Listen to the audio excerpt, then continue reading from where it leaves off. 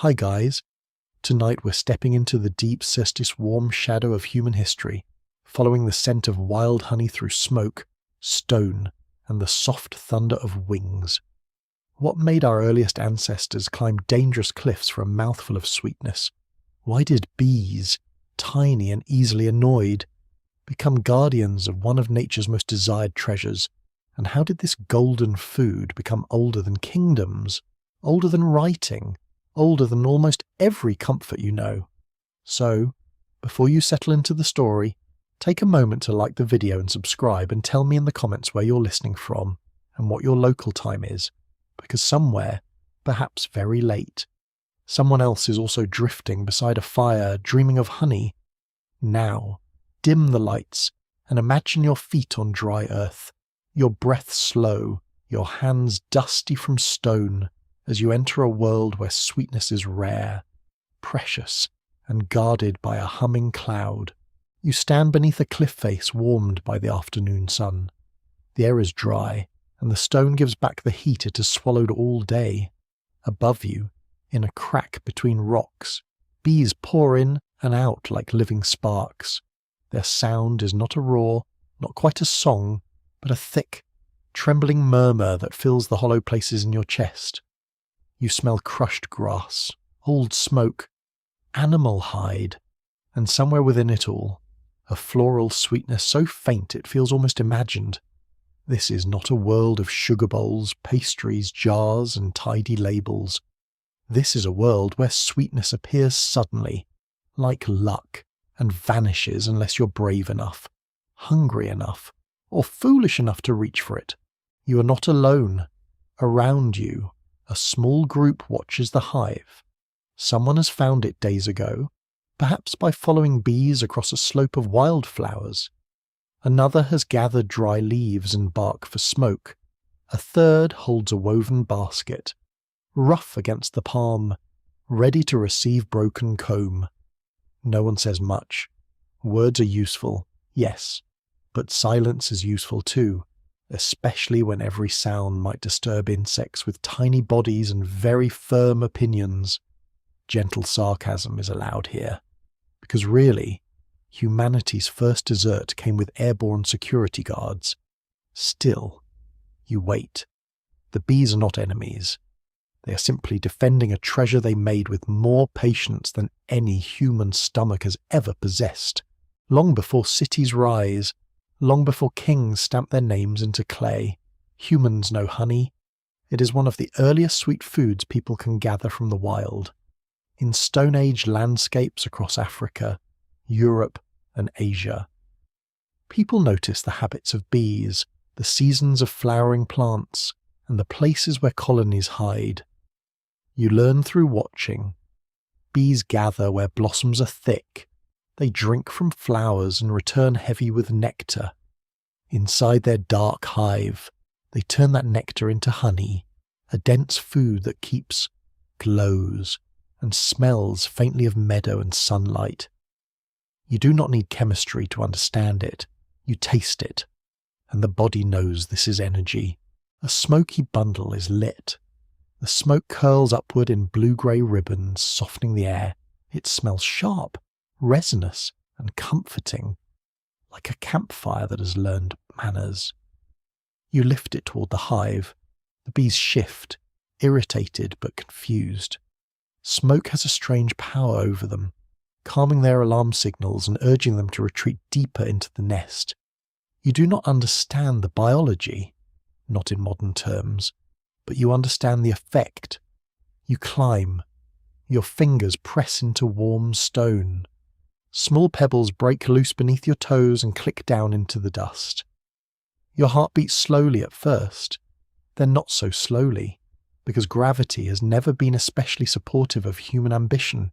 Somewhere in what is now eastern Spain, ancient artists painted a scene that still feels startlingly alive: a human figure climbing toward a wild bee nest, reaching for honey while bees swarm nearby.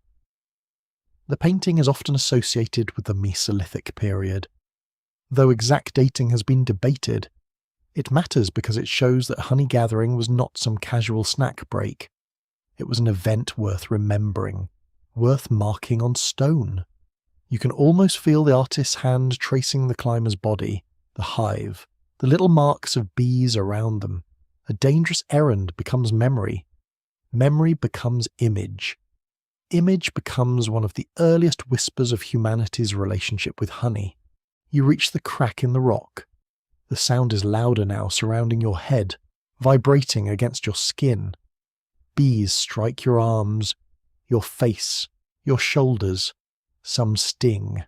The pain is hot and immediate, a little spark of complaint from nature. You keep steady, a stone blade, a sharpened stick, perhaps even bare hands, loosens the comb. It is heavier than it looks. Wax bends and breaks. Honey spills over your fingers, sticky and warm from the hive. You smell flowers, wax, dust, and smoke all at once. You put a little to your mouth. The taste is startling, not just sweet, but wild, grassy, alive with the memory of blossoms you never saw. In your ordinary life, sweetness may be easy. You may find it wrapped, poured, baked, stirred, or served with a spoon. Here, sweetness is a rare intensity. Most foods are fibrous, earthy, sour, bitter, gamey, smoky, or plain. Fruit appears in season and disappears. Roots require work. Meat comes with danger and luck. Honey is different. It is concentrated pleasure, and it arrives with calories that matter. For hunter-gatherers, honey may offer a powerful burst of energy, especially valuable in difficult environments. Some modern foraging groups have shown deep knowledge of bee behavior, and it is reasonable to imagine ancient communities holding similar expertise. Though the details remain beautifully hard to pin down, historians still argue whether early honey gathering was mostly opportunistic, with people raiding nests whenever they found them, or whether some groups developed regular traditions around bee sites, returning season after season with remembered routes and shared techniques. The truth may not sit neatly in one basket. Human beings are wonderfully inconsistent creatures. You might stumble upon a hive by accident one year, then remember it carefully the next. A child might learn from watching an elder. A dangerous climb might become a seasonal task. A sweet discovery might become a story told beside a fire, with the stings exaggerated just enough to earn sympathy. As you climb down, bits of comb rest in the basket. The wax is pale gold, almost creamy, and it carries dust from the cliff. Bees continue to circle, unsettled but gradually returning to order. Your hands are sticky, your wrists are swelling in places where stings found skin. You feel the pull in your shoulders, the grit under your nails, the sun sliding lower. The group gathers around the comb. No one wastes it. Honey is sucked from the wax. Larvae and pollen may be eaten too, because early humans are not interested in modern squeamishness. Nature offers a full snack board, and nobody has invented polite refusal. A quirky little tidbit rests here. Half amusing and half practical humans were not the only creatures obsessed with honey. Honey guides, birds found in parts of Africa, are famous for leading people and other animals toward beehives, hoping to feast on leftover wax and larvae once the hive is opened. Whether such partnerships existed in remote prehistory is difficult to prove, but the possibility is deliciously strange. Imagine being guided through scrub and trees by a bird that seems to say, in its own restless language, "Follow me, large, clumsy mammal. I know where the snacks are." Nature, apparently, has always enjoyed a complicated business arrangement. The gathered honey changes the mood of the camp. Evening comes softly. The sky becomes violet at the edges, and the fire begins to matter more than the sun. You sit close enough to feel its warmth on your shins. Smoke threads through your hair and clothing. Someone passes a piece of comb, and each person takes a small share. Children lean forward with shining eyes. Elders taste slowly, not because they are dramatic, although perhaps a little, but because rare things deserve time. Honey coats the tongue and throat. It lingers. It makes silence feel full. For a moment, hunger loosens its grip. In this early world, honey is not yet property in the way later societies will understand property. It belongs to the bees until humans risk taking it. Then it belongs briefly to the group, to the mouth, to memory. But already, you can sense the shape of future meanings. Anything this bright, this fragrant, this difficult to obtain will not remain ordinary. People will connect it with skill, luck, courage, healing, desire, and perhaps the unseen forces that seem to govern weather, flowers, animals, and survival. A hive hidden in rock feels almost magical. From the outside, it is only a buzzing darkness. Inside, it holds liquid gold. You watch the bees return to their work. They do not mourn in human fashion. They repair, rebuild, continue. That, too, becomes part of honey's lesson. Bees are small, but their society is astonishingly organized.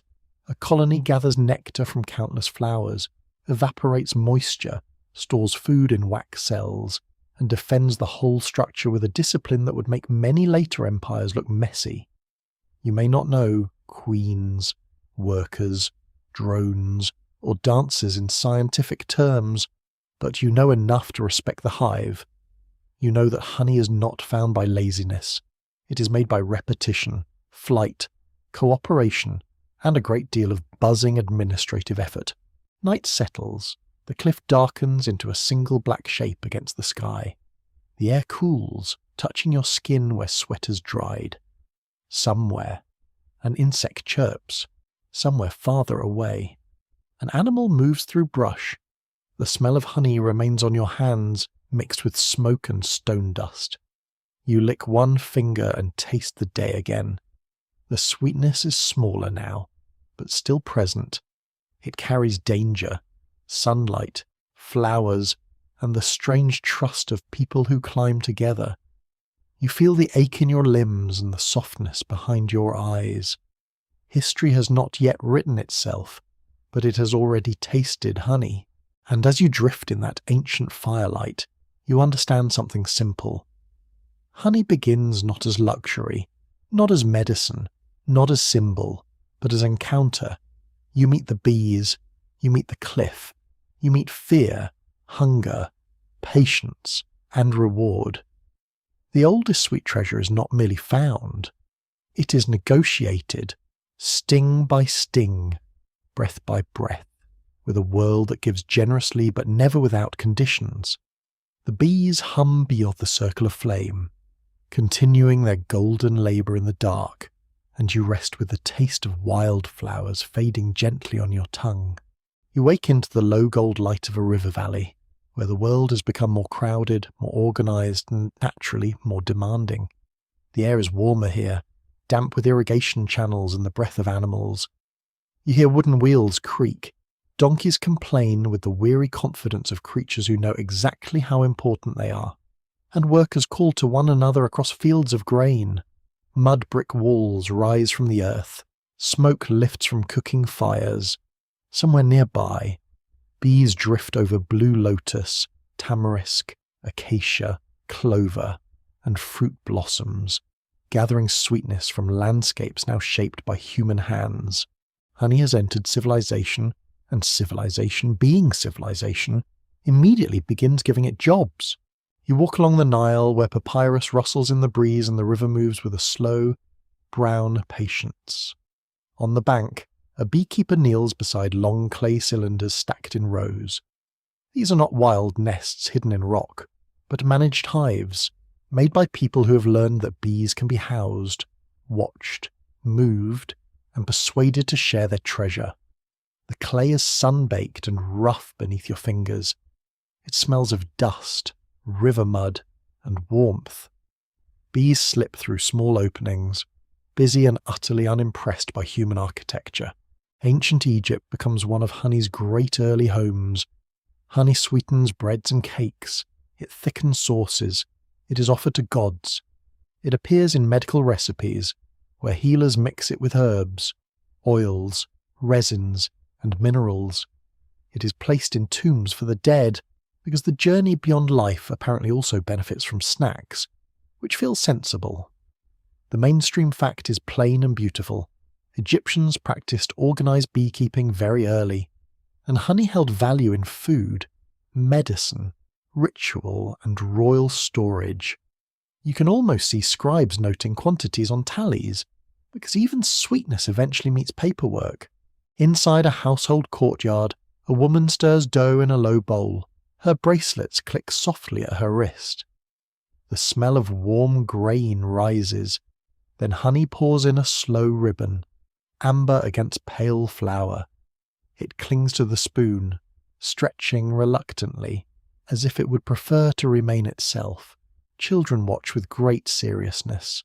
A cake sweetened with honey is not casual food for every hour of every day. It is a mark of care, a festival touch, a small luxury in a world where most meals are practical. Barley beer, onions, lentils, bread, fish, and dates may fill daily life, but honey brings a special glow. In temples, honey becomes more than flavour. You step into a shaded space where stone columns hold back the bright day. Incense burns. The air is thick and sweet, heavy with resin and oil. Priests wash, chant, and prepare offerings. Honey may be poured, stored, or combined with other sacred ingredients. Not because bees are writing theology, thankfully, but because humans look at honey and see purity. It does not spoil easily. It shines. It comes from flowers without seeming to damage them. It feels like sunlight made edible. That is exactly the sort of thing a temple economy knows how to appreciate. A quirky little detail clings to Egypt like honey on a fingertip. Ancient jars of honey found in tomb contexts have often been described as astonishingly well preserved, sometimes even still recognizable after thousands of years. The claim is repeated so often that it has become almost legendary. It is not magic, although that would be convenient for marketing. Honey's low moisture, acidity, and natural compounds make it hostile to many microbes. So the old joke is not far from the truth if you are stocking a tomb pantry for eternity. Honey is not the worst choice. Your afterlife sandwich may still be ambitious, but the sweetener has confidence. You leave the Nile's damp green edge and step eastward into Mesopotamia, where rivers braid through cities of mud, brick, and reed. The atmosphere changes.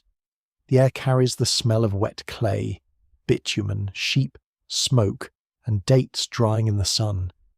You hear the slap of sandals in narrow lanes, the scratch of a reed stylus on clay, the murmur of traders weighing goods. Honey exists here too, although in some regions date syrup becomes the everyday champion of sweetness.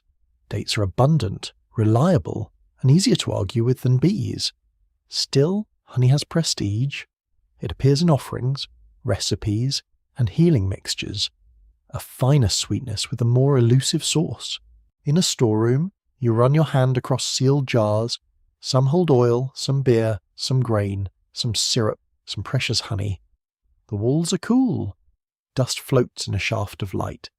A scribe sits nearby, pressing signs into a tablet. Each mark is small, careful, and stubbornly permanent once baked. Honey becomes countable. It can be taxed, traded, rationed, given to temples, promised to officials, or included in medical prescriptions. There is something quietly funny about this. The wild sweetness of bees, once hidden in trees and cliffs, now sits under administrative control. Congratulations. Honey, you have joined bureaucracy. Mesopotamian healers work in a world where medicine, religion, observation, and ritual are braided tightly together. You watch one prepare a mixture with honey, plant ingredients, and perhaps beer or oil. The texture is sticky, cooling, and grainy against the skin. It smells sharp, herbal, and sweet. Honey's soothing quality makes it useful for wounds, throats, and digestive complaints. People may not speak of enzymes or antibacterial properties, but they notice what comforts, cleans, seals, and preserves. A practical discovery becomes a tradition, A tradition becomes a tablet becomes a voice still faintly audible across millennia, if you lean close enough. Scholars still debate how widely true beekeeping spread in early Mesopotamia, compared with the collection of wild honey and the use of imported honey. Some texts suggest honey was known and valued, but the landscape, economy, and availability of date syrup complicate the picture. Did city households keep hives nearby? Did merchants bring honey from better wooded regions? Did temples control prized supplies? The answer may vary by century and city, because ancient life has an annoying habit of refusing to become one neat paragraph. You move through markets where the question hangs in the dusty air, sweet but unresolved. Then the path widens toward South Asia, where honey enters another dense world of rivers, forests, ritual fires, and medical learning. You feel the climate shift, humid and green. Monsoon clouds gather like dark folded cloth. Birds call from trees. The scent of wet earth rises after rain, rich and mineral, mixed with flowers and cooking smoke. In early Indian traditions, honey is known as madhu, a word that carries sweetness, delight, and sacred resonance. It appears in religious language, in nourishment, in hospitality, and in healing. The sound of the word itself feels soft in the mouth, as if it already knows what it means. You stand near a ritual fire as ghee, grains, and sweet substances are prepared. The flames crackle, heat brushes your face. Honey may be part of offerings and ceremonial mixtures, connected with blessing, welcome, and abundance. In later Ayurvedic traditions, honey becomes an important substance, used as a carrier for herbs and medicines, valued for its taste, texture, and perceived effects on the body. A healer dips a small spoon into a vessel and mixes honey with powdered herbs. The result is dark, fragrant, and slightly gritty. You taste only a little. It is bitter, sweet, earthy, and medicinal, which is an ancient way of saying, "This is probably good for you." Please do not ask too many questions. Honey also belongs to the forest. Across South Asia, wild honey from giant honeybees can be gathered from high branches and cliffs. The colonies are large, dramatic, and frankly not interested in being convenient. People who gather this honey develop skill, courage, and ritual respect. In some communities, these honey hunting becomes specialized knowledge passed through families and groups. Smoke, rope, baskets, songs, timing, and nerve all matter. The honey may taste different depending on flowers and season, from delicate and pale to dark, sharp, and almost smoky. You learn that civilization does not erase wildness. It stores grain in cities, then sends someone up a tree for dessert. Farther east, in ancient China, honey finds a place among foods, medicines, and refined tastes. You enter a courtyard where bamboo leaves clatter softly in the wind. The air smells of steamed millet, pine smoke, damp wood, and blossoms. A physician, scholar, or household elder considers honey not just as sweetness, but as a substance with qualities, effects, and balance. In early Chinese medical thought, honey is associated with moistening, harmonizing, and soothing. It may be used in preparations for the throat, the lungs, the stomach, or as a medium for other ingredients. It is gentle, but not ordinary. Chinese beekeeping develops through long observation of bees, seasons, and landscapes. Wooden hives, woven containers, and managed colonies appear in different forms across time. Honey is eaten, fermented, blended, and prescribed. You sit in a small room where a cup of warm liquid is sweetened with honey. Steam rises against your face. The taste is mild, floral, and calming. Outside, rain taps the roof in a slow rhythm. Honey here feels less like a treasure seized from danger and more like a quiet ingredient placed carefully into a system of taste, health, and harmony. It still glows, but softly, like a lantern behind paper. Across these early civilizations, honey becomes a bridge between body and belief. It feeds workers, pleases children, honors gods, seals medicines, preserves fruits, perfumes rituals, and marks status. It is practical enough for a kitchen and mysterious enough for a shrine. That combination is hard to resist. You see jars sealed with clay. You feel waxy comb between your fingers. You hear bees near palace gardens, temple orchards, village fields, and forest edges. Every society gives honey a slightly different meaning, yet the attraction remains familiar. Sweetness is rare. Preservation is useful. Fragrance is persuasive. Golden things always find their way into ceremony. As the evening deepens over these river valleys and old cities, you sit beside a low lamp and watch honey shine in a small bowl. Around you are the sounds of civilization at rest, distant animals. Sandals on packed earth, a door closing, a baby fussing, a spoon touching pottery. The air is warm with smoke, grain, oil, and flowers fading in the dark. Honey has learned to live among ledgers and prayers, kitchens and clinics, storerooms and tombs. It has become food, remedy, offering, and sign of comfort.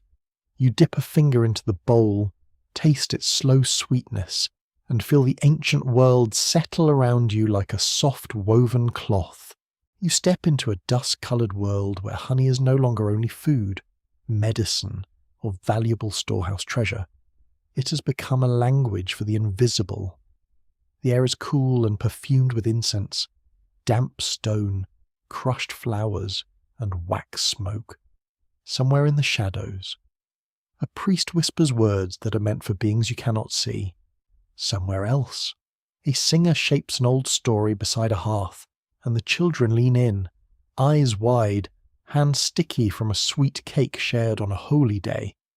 Honey glows in a shallow bowl, catching the lamplight as if it has borrowed a piece of sunset and refused to give it back. You move carefully through this sacred atmosphere, because people in many ancient cultures treat sweetness with a seriousness that modern snack cabinets do not always inspire. Honey seems too bright to be ordinary. It comes from winged creatures. It appears from flowers. It resists decay better than most foods. It heals, soothes, perfumes, and preserves. When humans try to imagine immortality, divine pleasure, or the breath of paradise, they often reach for honey.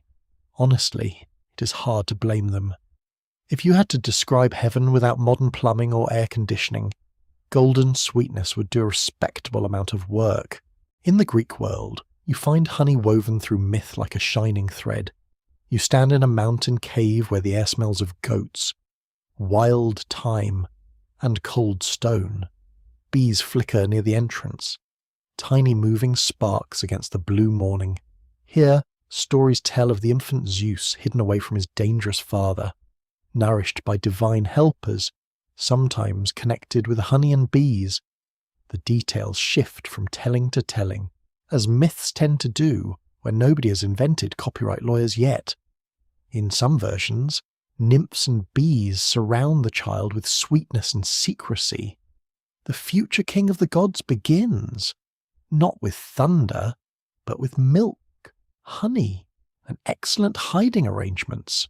Honey belongs naturally to the Greek imagination because the land itself is full of fragrant hillsides. Thyme, sage, rosemary, and wildflowers cover stony slopes, and bees turn those harsh, sunlit places into sweetness. You walk through a sanctuary where honey cakes are offered to gods and spirits. The cakes are small, dense, and fragrant. When you touch one, it gives slightly beneath your fingers. The smell is warm grain and flowered sugar, gentle but rich. Offerings of honey appear in many Greek religious practices, especially for chthonic deities, heroes, and the dead. Milk, honey, wine, and water may be poured into the earth, gifts sent downward into the hidden world. You kneel beside a grave in the half-light. The ground is cool. A libation seeps slowly into the soil. The sound is nearly nothing, a soft darkening of dust. Honey here is not playful sweetness, it is communication. It travels where the living cannot go. It comforts the dead, honours memory, and feeds the boundary between worlds. Mainstream history is steady on this point in ancient Mediterranean religion. Honey was used in offerings, funerary rites, and sacred foods, carrying meanings of purity, nourishment, and connection with divine or ancestral powers. The living gives sweetness because grief itself is bitter, and perhaps balance matters. Then you hear another name, soft and strange ambrosia, nectar, the foods of the gods. Ancient Greek poets imagined divine beings sustained by substances beyond normal human eating.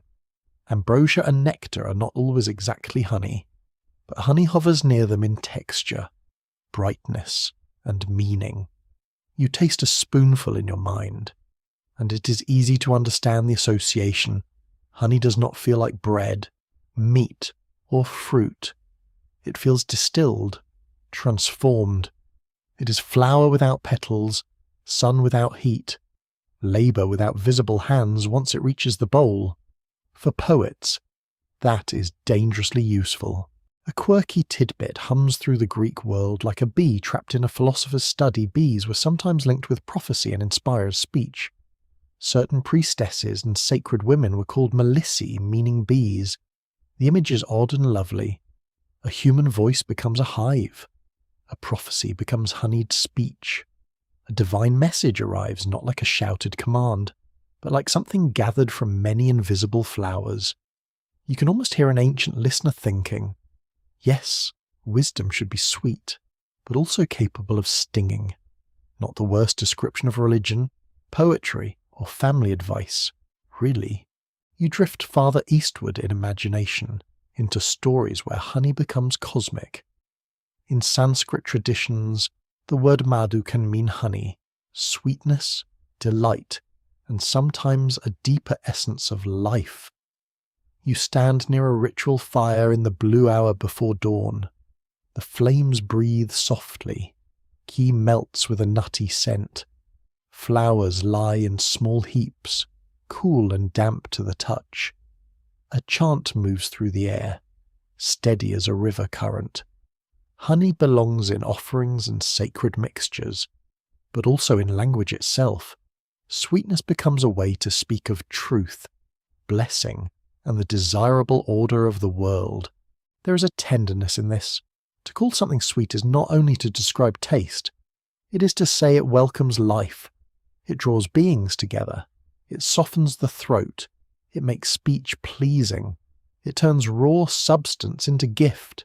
In some Indian ritual settings, honey joins milk, yogurt, ghee, and sugar in mixtures used for bathing sacred images or honouring guests. Each ingredient carries texture and symbolism. Honey is sticky, fragrant, binding. When it touches your fingers, it does not vanish quickly, so it insists on closeness. Sacred sweetness is not abstract. It clings. Historians still argue whether some ancient references to honey in sacred poetry describe actual bee honey, a broader category of sweetness, or a symbolic essence that shifted depending on context. Words travel, meanings widen. A poet may speak of honey and mean a taste, a blessing, a divine joy, or all of these at once. That uncertainty is not a failure. It is part of the softness of old language. You're listening across centuries, through smoke, chant, translation, and memory. Sometimes the exact jar is missing, but the sweetness remains. In Egypt, another story glimmers. You stand under a white sun beside a temple wall painted with gods, boats, eyes, feathers, and offerings. The smell of incense is thick enough to feel on your tongue. Bees appear in royal and religious symbolism, and honey belongs to temple stores and rituals. A famous mythic idea says bees were born from the tears of the sun god Ra when they fell upon the earth. It is a beautiful image sunlight grieves. Tears fall, wings rise, and honey follows. Is it theology?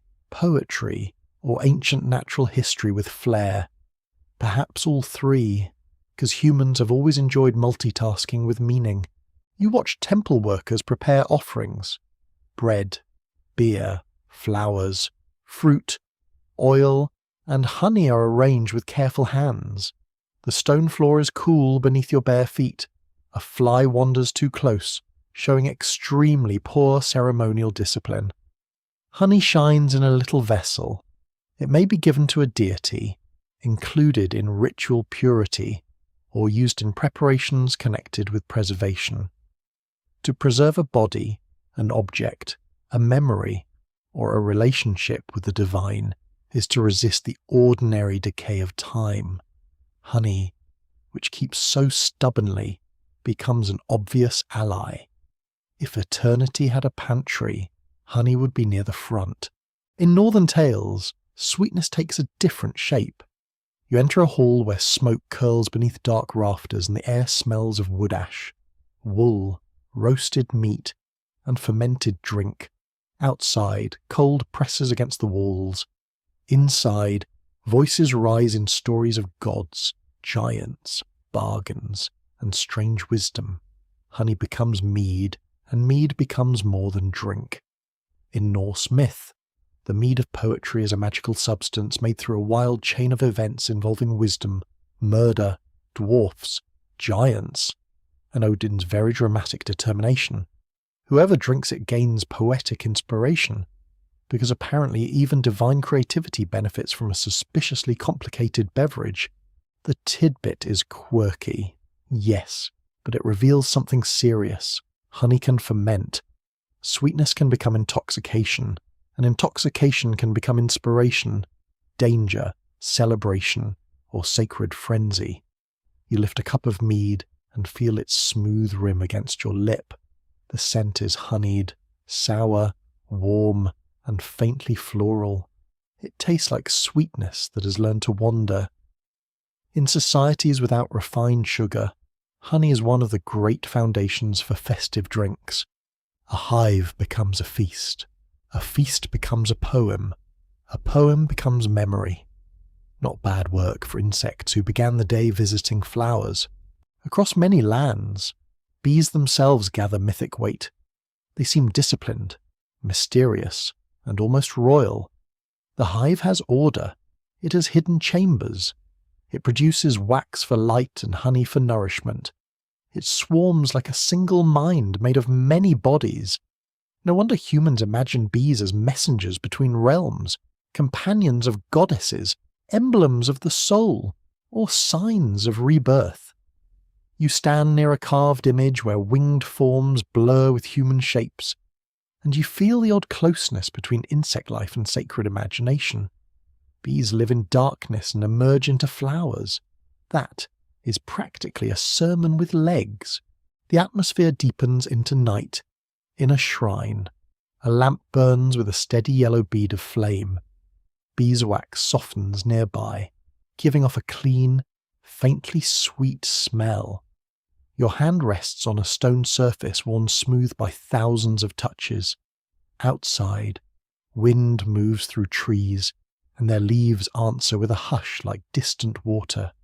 Honey is on the altar, in the cup, in the cake, in the myth, in the grave, in the song. It is offered upward to gods, downward to the dead, inward to the body, outward to guests. It crosses every border humans are most anxious about. You begin to understand why honey becomes sacred so easily. It is not only because it tastes good, although that is certainly doing some heavy lifting. It is because honey feels like transformation made visible. Bees gather invisible sweetness from flowers, carry it home, work it in darkness, and produce something that shines. Humans look at that and see a pattern for the soul, the poem, the prayer, the body after death, the child protected in a cave, the god who receives offerings, the ancestor waiting beneath the soil. Honey teaches that the ordinary world may hide golden processes, so you remain in the quiet glow, listening to the low murmur of chant and wing, feeling the cool floor, smelling wax and incense, watching sweetness catch the light. Myth does not remove honey from the real world. It makes the real world feel deeper. A bee is still a bee, fussy and fragile and armed with a tiny point of consequence. A bowl of honey is still food, yet in human hands, under temple lamps and beside graves, honey becomes a way to speak softly with mystery. You taste it, and for a sleepy moment, the sweetness seems to come from everywhere: flower, hive, earth, memory, and the unseen. You walk into the dry brightness of the Mediterranean, where hillsides smell of thyme, olive leaves, sun-warmed stone, and the faint salt breath of the sea. Bees move through the air with a purposeful glitter, slipping between purple flowers and pale grasses. The sound is delicate at first, just a few notes of humming above the insects in the fields. Then, as you approach a cluster of hives set near a low wall, the murmur thickens into a steady, living vibration. It is the sound of labour without complaint, which, frankly, is more than many human workplaces can promise. The hives are simple, practical things.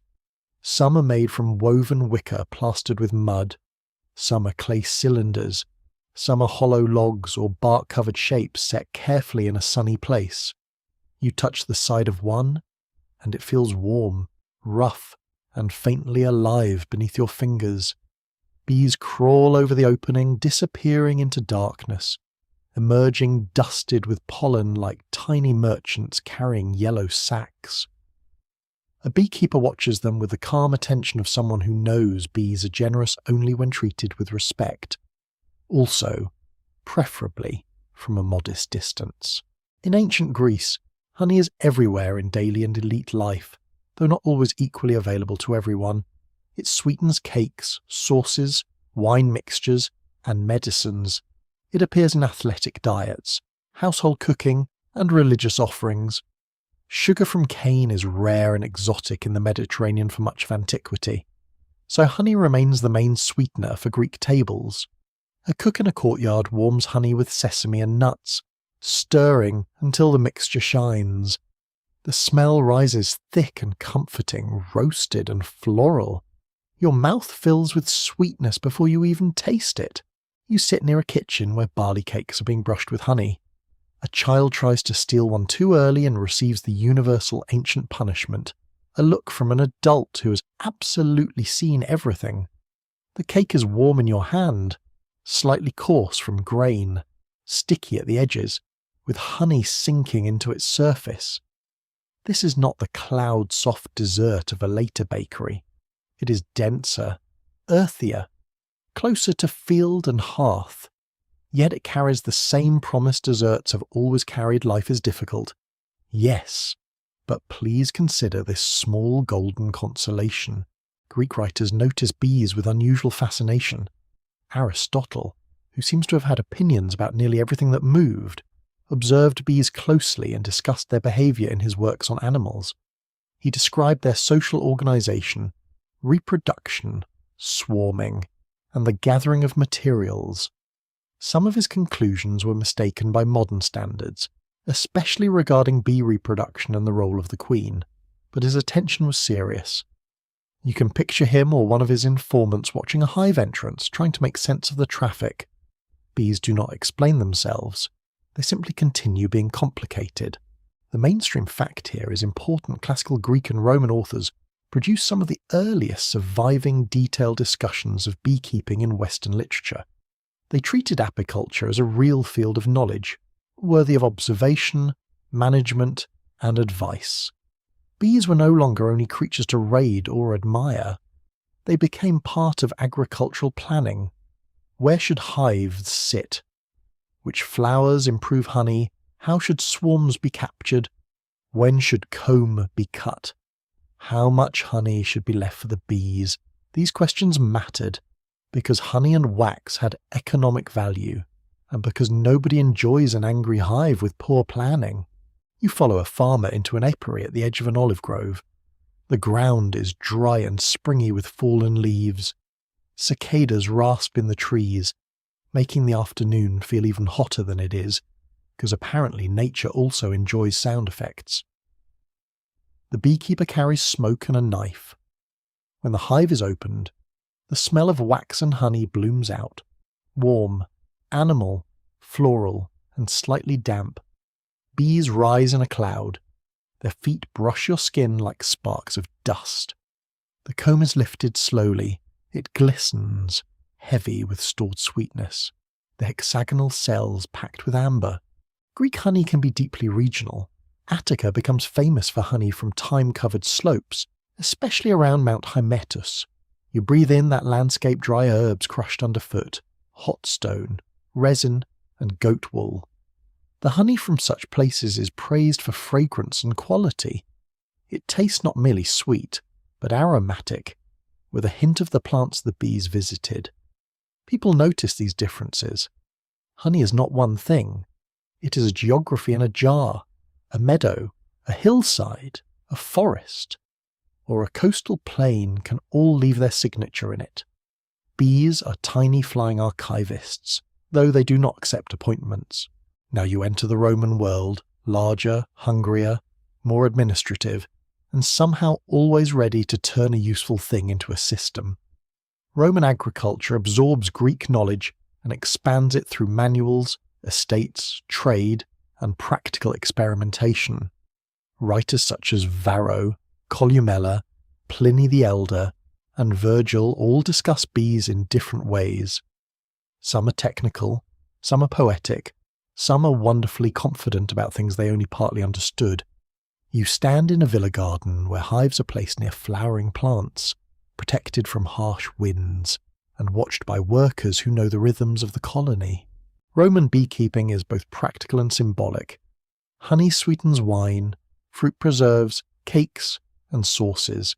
It appears in garum-laced recipes, which may sound startling to modern ears, but Roman taste enjoyed combinations of sweet, salty, sour, and savoury. You watch a cook prepare a dish with honey, vinegar, herbs, and pepper. The scent is sharp, warm, and surprisingly elegant. A spoon touches a bronze pot with a soft ring. Honey pulls the flavours together, smoothing edges, making rich food richer. It is not only dessert, it is seasoning, preservative, medicine, and status marker. In a Roman dining room, cushions are arranged around low tables, lamps flicker, and painted walls glow in red and black. The air smells of oil, wine, flowers, and roasted meat. A servant brings honey pastries, small and sticky, perhaps made with cheese, wheat, or nuts. Guests recline with practiced ease, because apparently even eating can become a performance if you have enough furniture. Honeyed wine, known in various forms, may be served as a sweet drink. Mulsum, often associated with wine mixed with honey, is a favourite at certain meals. You sip it, and it tastes bright, warming, and festive. Yet honey also belongs far from luxury. Soldiers may receive food sweetened or preserved with honey. Rural households use it when they can. Physicians recommend it in mixtures for wounds, throats, digestion, and energy. Beeswax becomes equally valuable. It seals tablets, shapes writing surfaces, waterproofs materials, makes polish, and above all becomes candles for light.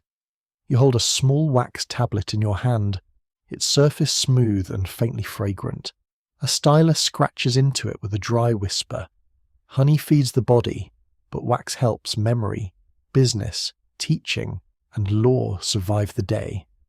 Bees, once again, are doing more than their size suggests. There is a quirky and wonderfully strange belief in the ancient Mediterranean called begonia, the idea that bees could be generated from the carcass of an ox or bull under certain conditions. Virgil describes a version of this in his Georgics, where the death of a great animal leads to the birth of a swarm. To modern biology, this is not how bees work, and the bees would like everyone to know that. But the belief carried symbolic force. From decay comes new life. From sacrifice comes sweetness. It fits an agricultural imagination that watches compost, rot, fertility, birth, and harvest circle endlessly through the year. Specialists continue to disagree about how to interpret some ancient beekeeping evidence, especially when separating practical instruction from poetic exaggeration. Were certain Roman estate apiaries large commercial operations, or were many hives maintained on a smaller household scale? Did authors describe common practice, elite ideals, or a polished literary version of rural life? The answer probably shifts across provinces, periods, and social classes. A farmer in Italy, an estate manager in Hispania, and a villager in North Africa may all keep bees, but not in the same way, and not with the same resources. You stand beside a row of Roman hives at evening. The light softens. The bees return thickly, each one finding the entrance with a certainty that feels almost miraculous. The beekeeper listens. That listening matters. A hive has moods, and skilled keepers learn them. Too much buzzing, too little movement, bees clustering oddly, swarms gathering nearby, comb growing heavy. All of these signs speak to practiced eyes and ears. You smell smoke from a small bundle of herbs. You feel wax tacky against your thumb. Honey drips into a bowl, slow and viscous, folding over itself like liquid cloth. Bees also become a model for society. Greek and Roman thinkers admire their order, cooperation, discipline, and apparent devotion to a ruler. Though they misunderstand parts of that order, the hive becomes useful for moral lessons. Citizens should work together. Leaders should protect the common good. Labour should serve the whole. It is a charming comparison, until you remember that humans rarely enjoy being told to behave more like insects. Still, the metaphor lasts because the hive looks purposeful. Many bodies, one home, many flights, one store of sweetness. It is a tempting image for philosophers, poets, and politicians with neat ideas about everyone else's behaviour. In the countryside, the year turns around beework. Spring brings blossoms and swarms. Summer thickens the comb. Harvest requires judgment. Take too much, and the bees suffer. Take too little, and human effort goes unrewarded. Autumn asks for care. Winter asks for shelter. You feel the rhythm in your body warm stone. Sharp smoke, sticky fingers, the soft weight of comb, the tired satisfaction of jars filled for storage. Beekeeping is not domination. It is negotiation with weather, flowers, insects, and timing. The bees remain partly wild, no matter how cleverly humans arrange their homes. As night falls over the classical fields, lamps appear in villas, cottages, workshops, and shrines. Some flames burn from olive oil, some from beeswax, and the darkness gathers gently around them. Honey rests in jars sealed and stored, waiting for kitchens, sick rooms, offerings, and feasts. The Mediterranean hums with human ambition, philosophers categorizing, farmers advising, poets ornamenting, cooks experimenting, doctors prescribing, merchants pricing, and bees ignoring nearly all of it. You taste a final drop from the edge of a comb. It carries time, heat, wax, smoke, and the patient mathematics of the hive. In its sweetness, the classical world feels both clever and fragile, busy as wings under the fading sun. You enter a medieval morning under a sky the colour of watered milk. Mist hangs low over fields, softening the hedges, the sheep, the dark line of the distant woods. The ground is damp beneath your shoes, and the cold climbs slowly through the soles, reminding you that comfort, in this world, is something negotiated with weather. A bell rings from the monastery tower, round and patient, spreading over the valley in silver waves. Roosters answer with absolutely no sense of harmony. Somewhere near the herb garden, bees begin to stir. The monastery walls are thick, pale, and a little stern. They smell of stone, wool, smoke, parchment, old wood, and boiled vegetables doing their humble best. You pass beneath an arch and step into a garden laid out with practical care. Sage, rue, rosemary, mint, fennel, lavender, and thyme grow in damp beds edged by woven hurdles. Beyond them stand the hives, some shaped like rounded baskets, some like straw domes. These are skeps, woven from straw or wicker, sealed with mud or dung to keep out rain and cold. They look simple, almost sleepy. But inside them is one of the monastery's most important little industries. The bees hum quietly, not yet in their full afternoon confidence. You lean close enough to hear the soft interior tremble of a hive, a living warmth hidden inside straw. The surface feels dry and scratchy under your fingers, smelling faintly of hay, wax, and smoke. A monk approaches with a hood pulled low, his sleeves tucked back. He moves slowly, because bees appreciate neither drama nor flapping cloth. Honestly, fair. He carries a small smoking bundle and a wooden bowl. His breath clouds in the cool air. He does not speak at first. Beekeeping, like prayer, rewards patience. In medieval Europe, honey remains one of the main sweeteners available to most people, although access varies sharply by region and wealth. Cane sugar exists, but for much of the Middle Ages it is expensive, imported, and treated almost like a spice or medicine by many households. Honey, by contrast, can be produced locally if flowers, skill, and luck cooperate. It sweetens ale, sauces, pastries, medicines, and preserved fruits. Beeswax is just as valuable, perhaps even more so in certain religious settings, because the church needs candles. A medieval altar without candles would feel rather underdressed. You enter the abbey church, and the atmosphere changes at once. The air is colder, quieter, layered with wax smoke and incense. Candles burn before painted saints and carved figures, their flames wavering in the dimness. Beeswax candles give a cleaner, sweeter light than tallow, which is made from animal fat and can smell rather determined in the wrong direction. Wax is precious. It does not drip and smoke in quite the same unpleasant way. It makes worship feel luminous, solemn, and pure. In a world where darkness arrives early and artificial light is costly, bees help turn night into devotion. A monk trims a candle wick with careful fingers. Melted wax softens near the flame, warm and smooth to the touch. The smell is faintly sweet, not sugary, but clean, like sun on dry grass. The mainstream historical fact is clear medieval monasteries were important centres for beekeeping, using honey for food and medicine and beeswax for candles, seals, writing tablets, and liturgical needs. Hives appear in estate records, monastic rules, manorial accounts, and household management. Bees are not decorative. They are part of the economy of salvation, supper, and paperwork, which is a very medieval combination. You follow the monk into a storeroom where jars and pots sit on shelves.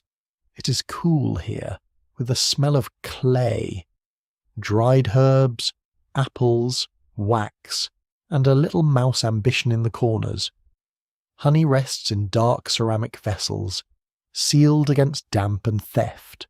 Some of it will go to the infirmary, some will sweeten feast day foods, some may be mixed into drinks, some will be traded or paid as rent. In many medieval records, peasants owe honey, wax, or service connected to hives. A jar of honey can become a duty, a gift, a medicine, a treat, or a taxable item. The bees, who never signed anything, are nevertheless involved. At the infirmary, the mood is gentler. Rushes cover the floor, giving off a grassy smell when stepped upon. A patient coughs under a wool blanket. A brother trained in healing mixes honey with herbs in a small bowl.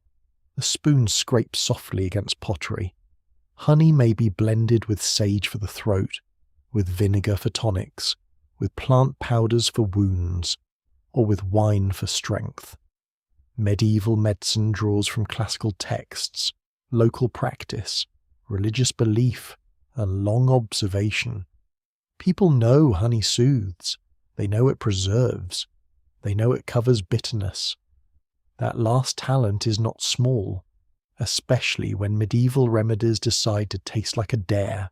You taste a medicinal spoonful. It is sweet first, then sharp, then green and dusty from crushed leaves. It coats your tongue and leaves warmth in your throat. The healer watches your face with the calm expression of someone who has offered worse things to sicker people. Honey does not make medieval medicine modern, but it gives it texture and comfort. In a world without antibiotics, sterile hospitals, or reliable pain relief, a substance that cleans, seals, calms, and persuades children to swallow herbs is not minor, it is practical mercy. Outside the monastery walls, village life depends on bees in quieter ways. You walk past cottages with thatched roofs, smoke leaking from holes and cracks. Chickens scratch near doorways. A child carries kindling. A woman turns a pot over the hearth, and steam fogs her face.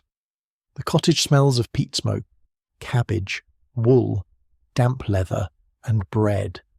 Honey, if the household has it, is used carefully. A spoonful in ale, a glaze for festival cakes, a dab on a sore throat, a little mixed with butter or curds.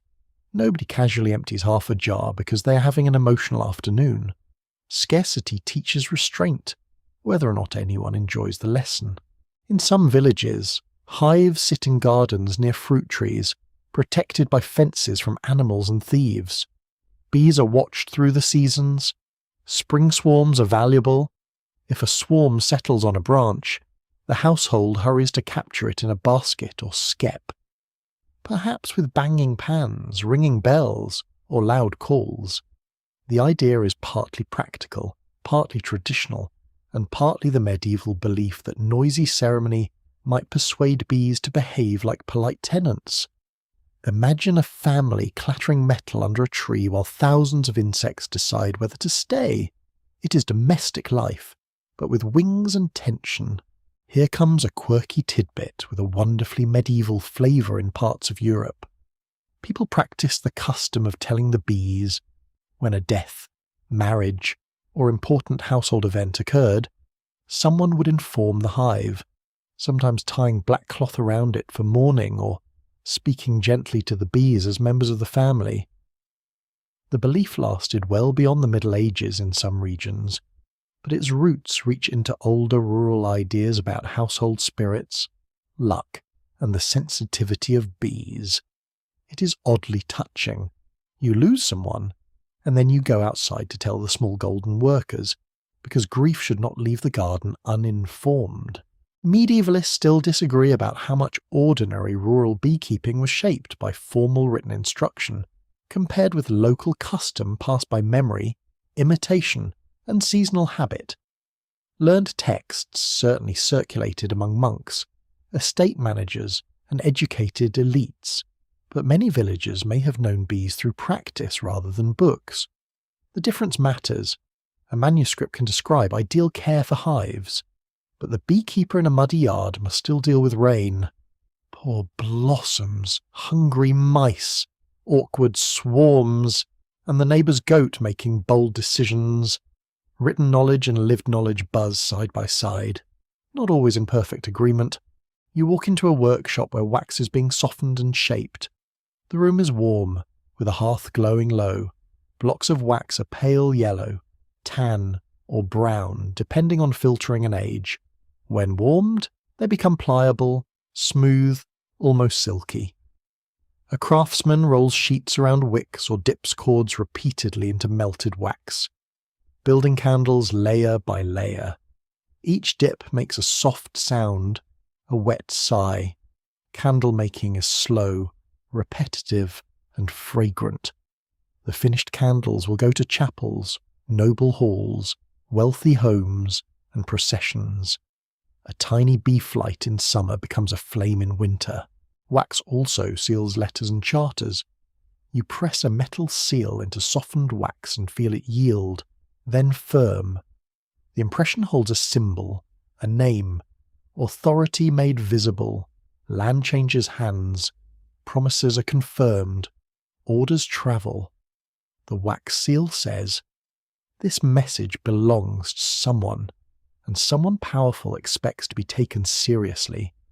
Bees, again, assist human seriousness without being consulted. Their wax helps bind law, memory, and rank. It is almost funny how such small creatures become entangled with abbots, nobles, rents, courts, and kings. The hive stays humble. The humans make it complicated. At an opal table, honey appears with more ceremony. You enter a hall lit by fire and candles. Dogs sleep beneath benches, hoping for gravity to be generous. Musicians play softly. The air is rich with roasted meat, wet wool, rushes, wine, smoke, and beeswax. Honey may glaze meat, sweeten sauces with spices, enrich fritters, or balance sharp vinegar. Medieval elite cooking often loves contrast sweet with sour, spice with fat, fruit with meat, a source of honey, mustard, and verjuice can wake the tongue sharply. It is not bland. It is bold, fragrant, and slightly mischievous. Then there is mead, that old honey drink still loved in many medieval regions. You stand in a brewing space where fermentation works its quiet spell. The smell is yeasty, floral, sour, and warm. Honey is mixed with water, sometimes herbs or spices, then left to transform. Bubbles rise, timed as the patient labour. Mead can be festive, medicinal, domestic, or ceremonial depending on place and period.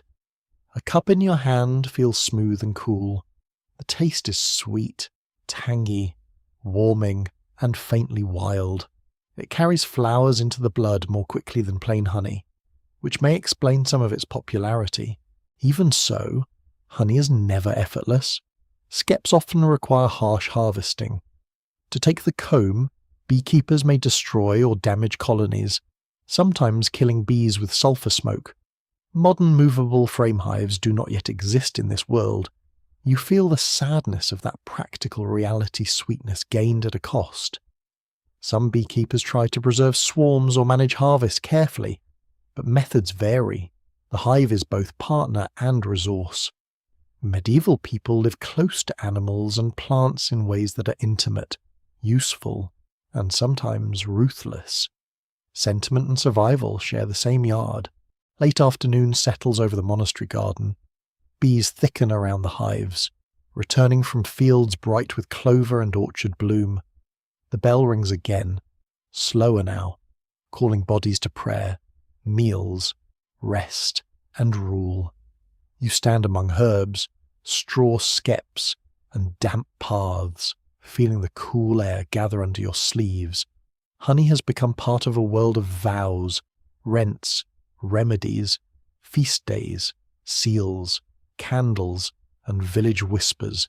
It sweetens the bitter, lights the dark, and gives rural life one more rhythm to follow. The bees move in and out of their straw houses, carrying the taste of flowers into a century of stone, smoke, and prayer.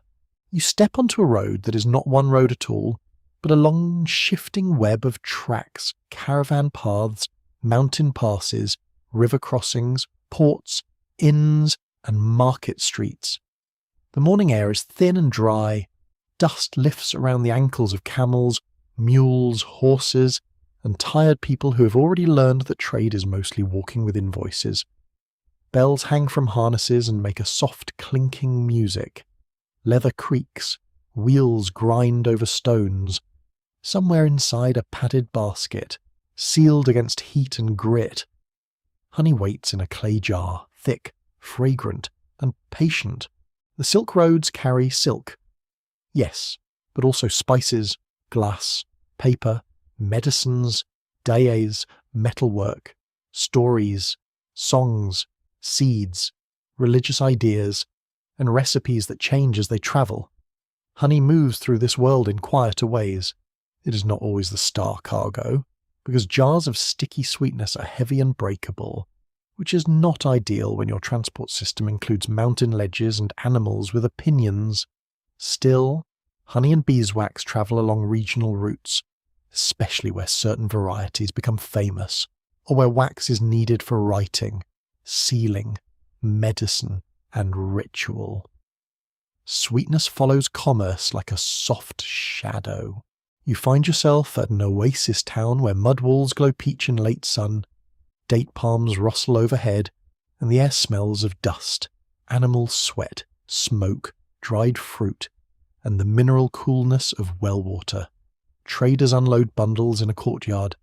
A man unties a waxed cloth from a jar and lifts the lid. The scent rises at once, floral and deep, with a faint edge of herbs.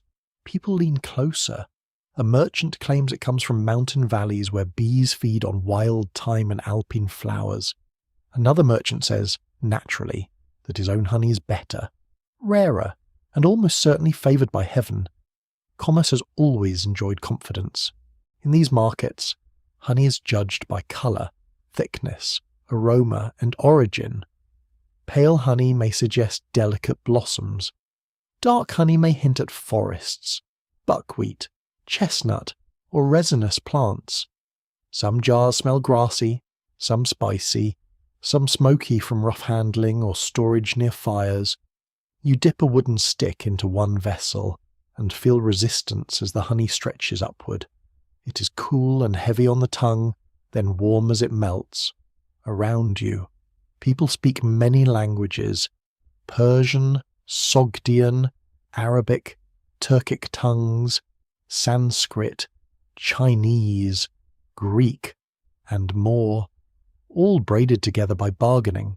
The bees, mercifully, do not haggle. A mainstream fact rests beneath this scene across medieval and early modern Afro-Eurasian trade networks.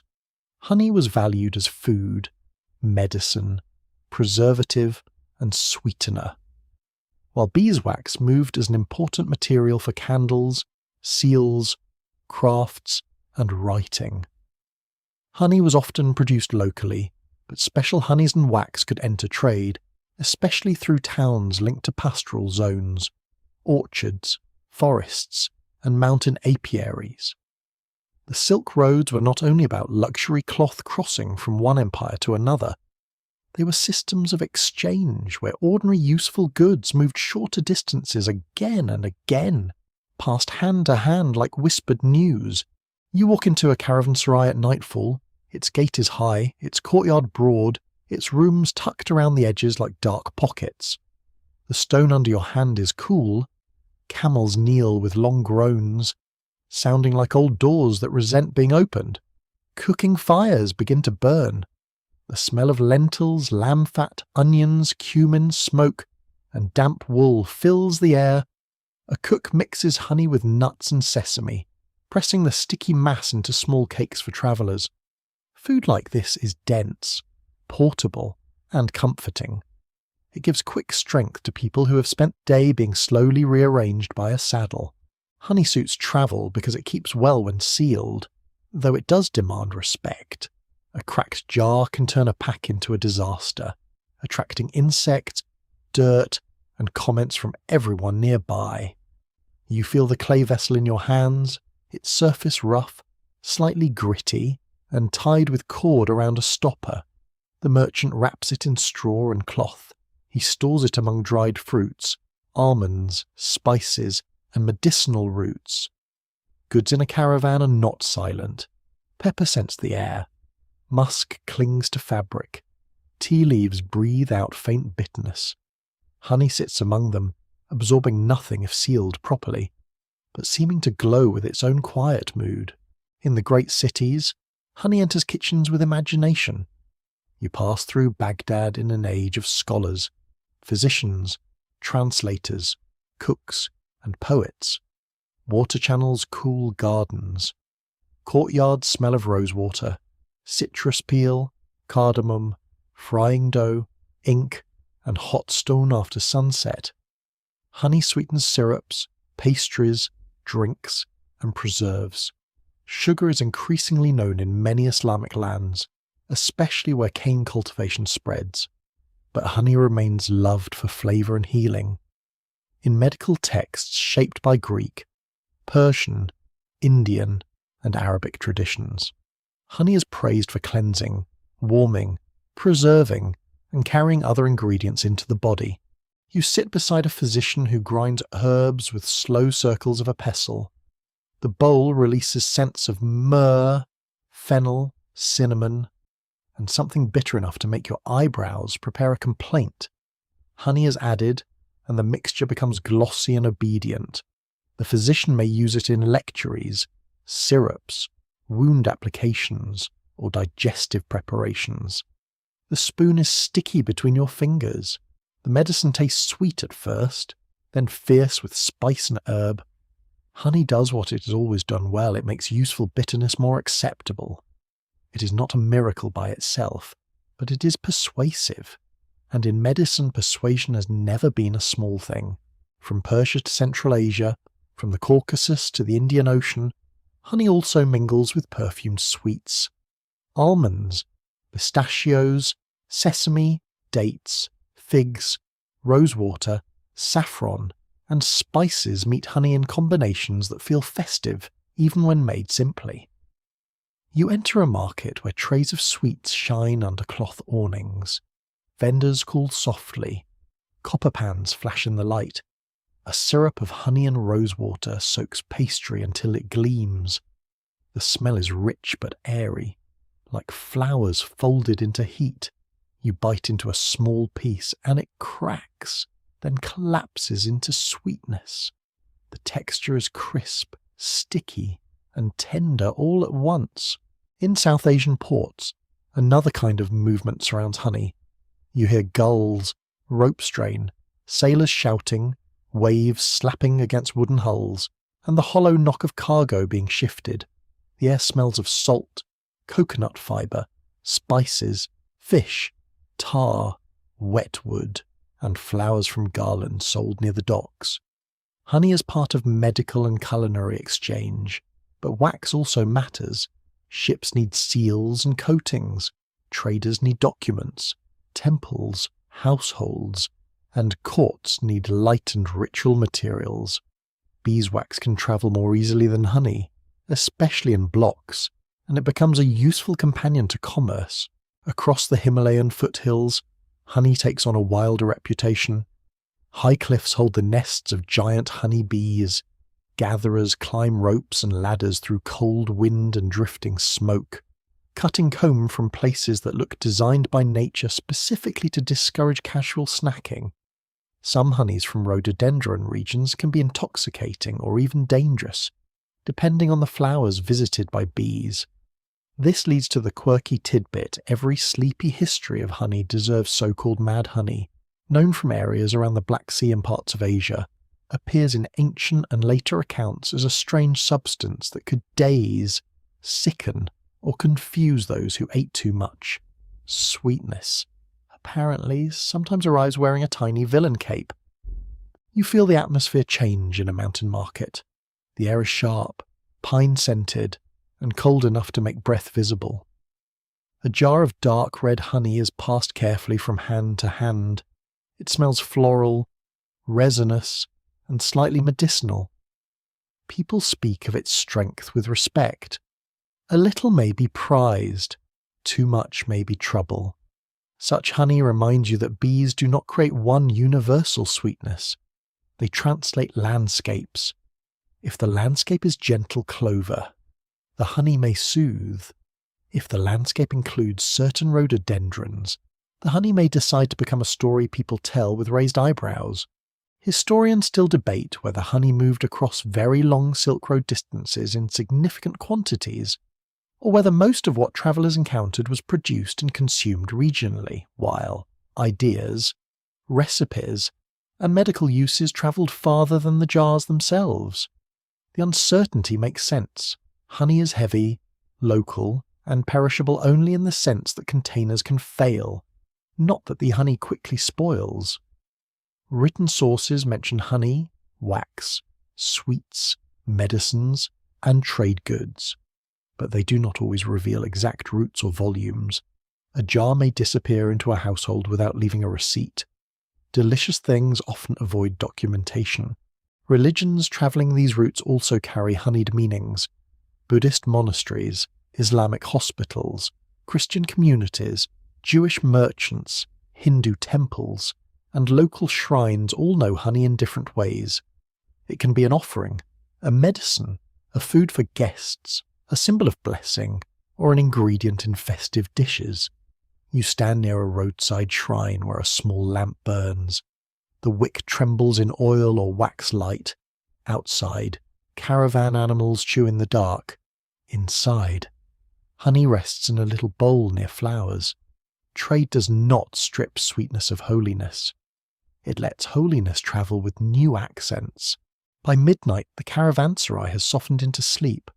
The courtyard is full of low-breathing animals, guards, merchants, cooks, pilgrims, scribes, and servants. A few lamps still burn. They're like amber on plaster walls. You lie on a woven mat that presses its pattern into your palm. The air is cooler now, scented with ashes, leather, hay, spices, and the faint sweetness from a jar not quite sealed. Somewhere a camel sighs, as if reviewing all human civilization and finding it inconvenient. You smile in the dark. Honey on the trade roads is not a single grand procession of golden jars crossing the world from end to end. It is more intimate than that. It is a spoon in a healer's bowl, a cake in a traveller's pouch, wax in a merchant's seal, syrup in a city sweet shop, a mountain jar with a dangerous reputation, a temple offering beside fading flowers. It moves through hands, languages, climates, and customs. It gathers meanings the way bees gather nectar from many places, patiently, one small flight at a time. In the quiet of the road, under stars sharp as grains of salt, you taste honey and feel the world widen around its sweetness. You enter a kitchen where sweetness is changing its allegiance. The room is warm, smoky, and crowded with the small noises of domestic work, a knife tapping wood, a pot breathing steam, a spoon scraping the side of a bowl. The air smells of baked apples, vinegar, damp linen, ash, and a faint trace of honey from a jar pushed toward the back of the shelf. Near the front, handled with unusual care, sits something paler, drier, and more mysterious sugar. At first, sugar does not look like a revolution. It may arrive as a hard cone, a loaf wrapped in paper, a gritty powder, or a precious lump locked away from careless hands. You touch a few crystals and feel how different they are from honey. Honey clings, warms, stretches, and leaves a shining trail. Sugar is dry, sharp, almost mineral. It slips between your fingers like tiny white sand. Honey smells of flowers and hive. Sugar smells nearly of nothing. And somehow, that lack of scent becomes part of its power. It can sweeten without announcing the field it came from. In many parts of Europe, cane sugar begins as an expensive import, known through trade with the Islamic world and Mediterranean production zones. It is used in medicine, elite kitchens, and confectionery long before ordinary households can treat it casually. Apothecaries sell it, nobles display it, cooks experiment with it, physicians classify it. A mainstream historical fact sits quietly beneath the glitter from the later medieval period into the early modern age. Expanding sugar production and trade gradually made sugar more available, and it increasingly displaced honey as the preferred sweetener among wealthier consumers, then among broader populations as prices fell. You stand in an apothecary shop where drawers line the walls and glass vessels catch the low light. The place smells of dried lavender, anise, camphor, rose petals, old wood, and expensive confidence. Sugar is not merely a treat here. It is an ingredient in syrups, lozenges, preserves, and medicinal electuaries. A shopkeeper weighs it on a small scale, placing pieces with delicate seriousness. Honey still sits nearby, amber in a jar, useful and familiar. But sugar has glamour. It seems refined, clean, controlled. It does not buzz, sting, ferment unexpectedly, or taste strongly of hillside weeds. For some buyers, that is progress. The change does not happen everywhere at once. You walk through a town market where honey sellers still call to customers. Their jars glow brown, gold, and nearly black. Beeswax candles lie in bundles, smooth and faintly fragrant. Nearby, a spice merchant displays sugar among pepper, cinnamon, ginger, and cloves. People look at it with curiosity and calculation. Honey belongs to the landscape people know. Sugar belongs to distance, ships, plantations, merchants, and money. To buy sugar is to taste trade itself, though few customers pause to think about the hands that cut cane under punishing suns. Sweetness often prefers not to explain its costs. In elite households, sugar becomes art.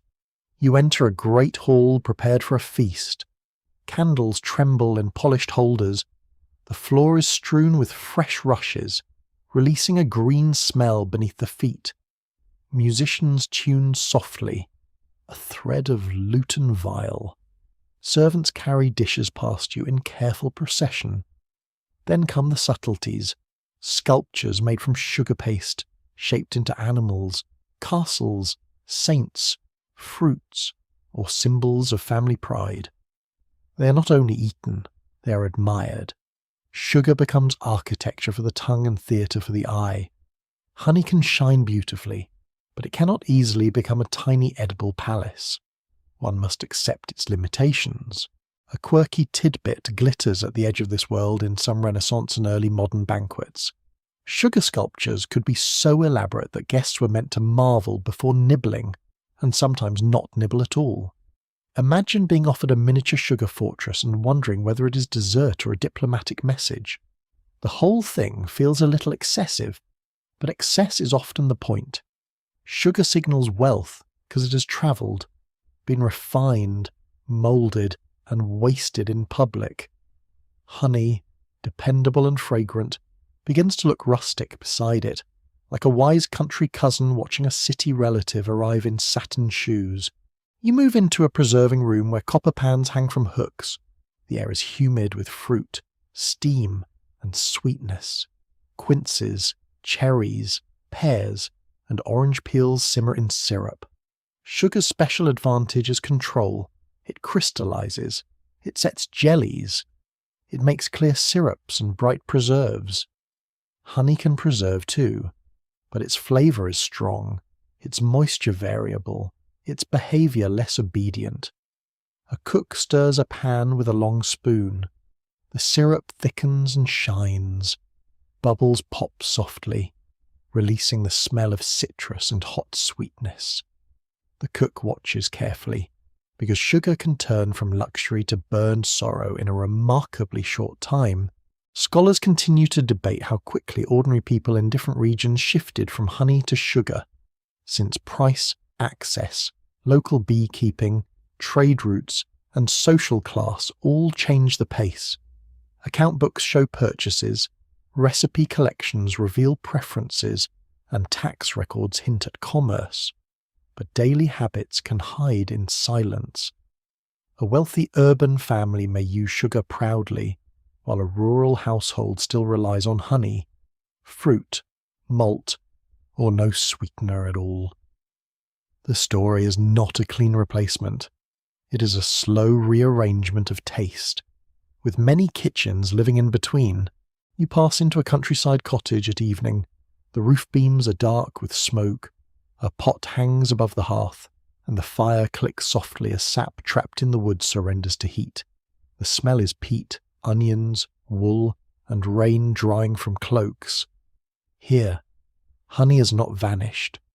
A small pot sits near herbs, guarded by habit rather than locks. It is used for coughs, for feast cakes, for wounds, for brewing, for children who need comfort, and for old people whose throats ache in winter. Sugar may appear rarely, bought in tiny quantities for a holiday or a special remedy. Honey retreats, but it does not disappear. It settles deeper into folk life. In this quieter role, honey becomes associated with memory and rural skill. Beekeepers know the fields, hedgerows, orchards, and weather. They know when blossoms fail, when a swarm forms, when a hive sounds wrong. Their work feels older than the new sweetness arriving from abroad. You stand beside a row of hives near an orchard after rain. Water beads on leaves. The air smells of wet bark, crushed grass, and apple blossom. Bees lift from the entrances when the sun breaks through. Their hum is soft but steady. Honey here tastes like place. Sugar tastes like commerce. Neither meaning is simple, and both are powerful. The rise of sugar also changes medicine. Apothecaries increasingly favour sugar for syrups, pills, and confections because it can be refined, measured, and shaped with elegance. Honey remains valued, especially for wounds, throat remedies, and household treatments, but sugar enters the world of polite medicine with a polished little bowl. A physician's mixture sweetened with sugar may seem more refined. A honey remedy may seem older, earthier, perhaps more domestic.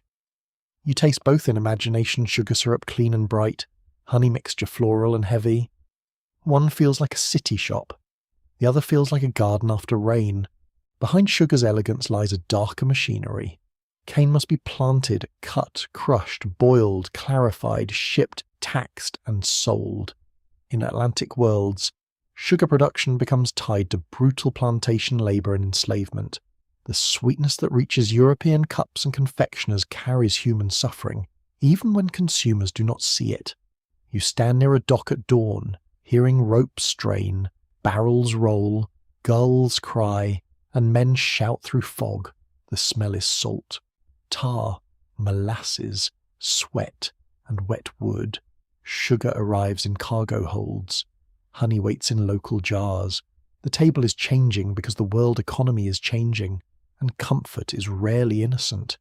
As sugar grows cheaper, tastes adjust. Tea, coffee, and chocolate spread through European social life, and all three welcome sugar eagerly. Honey can sweeten a cup, but sugar dissolves neatly, leaves less flavour, and fits the ritual of polite stirring. You sit in a room where porcelain clinks softly and conversation drifts above a small table. A spoon taps a cup. White sugar falls and disappears into dark tea. It is almost theatrical in its cleanliness. Honey, with its slow pour and sticky insistence, seems less suited to this new choreography. It is still lovely, but it refuses to behave like a crystal. Yet honey keeps its stubborn dignity. It remains in gingerbread, mead, farm kitchens, religious uses, regional sweets, and healing traditions. In some areas, honey cakes, honeyed nuts, and honey drinks preserve local identities. Beekeepers continue to sell wax as well as honey, though new lighting materials and economic shifts gradually affect that market too. You hold a beeswax candle and feel its smoothness warm under your palm. You smell that mild sweetness again, intimate and clean. Sugar may conquer the dessert table, but wax still carries the hive into workrooms, churches, and homes. By the end of the long transformation, honey has changed meaning. It is less often the default sweetener of power and fashion. It becomes more particular, more regional, more medicinal, more nostalgic. It belongs to the beekeeper, the cottage shelf, the herb woman, the winter cough, the holiday cake, the remembered meadow. Sugar becomes the everyday miracle that eventually stops feeling miraculous. That is the strange fate of successful luxuries. They become normal, then invisible. Honey, pushed aside, becomes visible in another way. It keeps the mark of bees. Night settles over the kitchen where you began. The fire is low, the sugar loaf is wrapped and stored. The honey jar remains at the back, catching one last ribbon of light. You lift it and feel its weight, solid and warm from the room. When you open it, the scent rises slowly. Flowers, wax, wood smoke. Summer held against winter. Outside, carts fade from the road, and the bees sleep somewhere in the dark, unaware that global taste has shifted around them. You taste a small spoonful, and it does not taste defeated. It tastes patient. It tastes like a sweetness that knows fashion changes, but blossoms return. You stand on a windy shore where the ocean seems too large for any sensible idea. Wooden ships strain at anchor, their ropes groaning in damp air. Waves slap against hulls with a hollow, restless sound. The beach smells of salt, tar, wet hemp, fish, smoke, and human uncertainty. Crates are being unloaded, animals are complaining, barrels roll badly over sand, and somewhere among the tools, seeds, cloth, iron, books, and fragile hopes of settlement, bees begin a new part of their human entanglement. The New World is not honeyless. That idea would be far too simple, and history becomes suspicious whenever things are too simple. Across the Americas, many indigenous communities know and use honey from native bees, especially stingless bees in tropical regions. In Mesoamerica, the Maya have a deep tradition of keeping stingless bees, particularly Melipona beechi, whose honey is prized for food, medicine, and ritual use. Their hives are often housed in hollow logs sealed at the ends with clay or wood, with a small entrance at the centre. You touch one gently. The surface is smooth from handling, warm from sun, and alive with soft interior movement. The sound of stingless bees is gentler than the sharper buzz you may expect. They do not announce themselves with the same theatrical warning. They drift in and out of the log hive like tiny flecks of brown light. The honey they make is thinner, more liquid, often tangy, sometimes floral and bright, sometimes almost fruity. It ferments more easily than the thicker honey of European honeybees. You lift a small gourd cup and breathe in a scent of tropical blossoms, damp wood, clay, and rain. The taste is sweet, sour, delicate, and surprising. It feels less like a golden weight and more like a living drink. In a Maya village, the care of bees can be sacred work. Hives rest near homes or forest edges, watched across seasons. Bees are connected with ceremonies, offerings, healing, and household prosperity. The atmosphere is humid and green. Leaves shine after rain. Birds call loudly from trees, as if determined to narrate the entire morning. Smoke rises from cooking fires, carrying the smell of maize, beans, squash, and warm earth. Honey belongs to this landscape as something local, skilled, and meaningful. It is not imported wonder. It is part of a careful relationship with forest, flowers, ancestors, and daily life. Then European colonists bring Apis mellifera, the western honeybee, across the Atlantic. This is the mainstream historical fact at the heart of this crossing. European honeybees are not native to most of the Americas, and colonists introduced them for honey, wax, agriculture, and familiar household economy. In English colonies, honeybees are recorded in the early 17th century, and over time they spread with settlement, farms, orchards, and trade.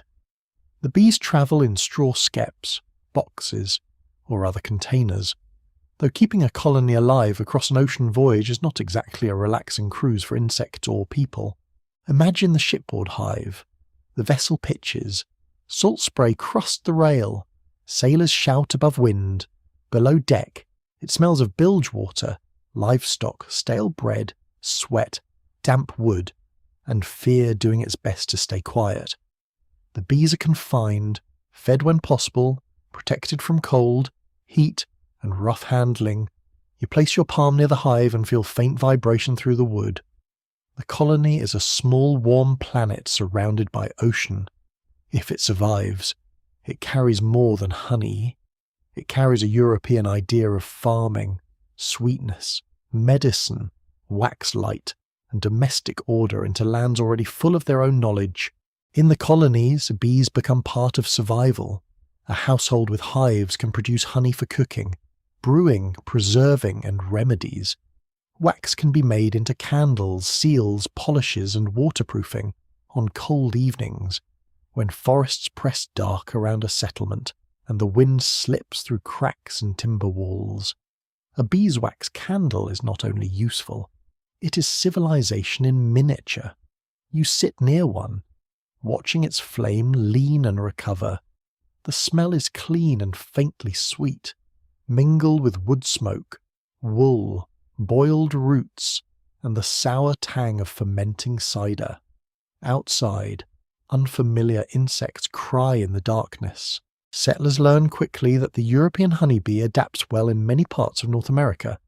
As farms spread, bees follow orchards, clover, buckwheat, garden flowers, and wild plants along forest edges. Swarms escape into hollow trees and become feral colonies. People begin to watch the landscape for bee trees, where honey can be harvested by cutting into trunks. This can be messy work. You walk through a bright autumn wood where leaves crackle underfoot and the air smells of sap, mushrooms, and dry grass. A tree is marked. An axe bites wood with a steady, ringing chop. Bees pour out in confusion. The humans, as usual, have arrived with plans. A quirky tidbit from colonial North America is the phrase often reported as the white man's fly, used by some native peoples for European honeybees because their arrival seemed to signal the approach of settlers. Whether the exact phrase appeared everywhere exactly as later writers claimed is uncertain, but the idea is powerful. Bees moved ahead of ploughs, fences, roads, and colonial expansion. A tiny insect could become a warning sign. You see a bee in a wildflower meadow, small and ordinary, and suddenly it carries the weight of invasion, agriculture, and loss. History can make even a hum sound complicated.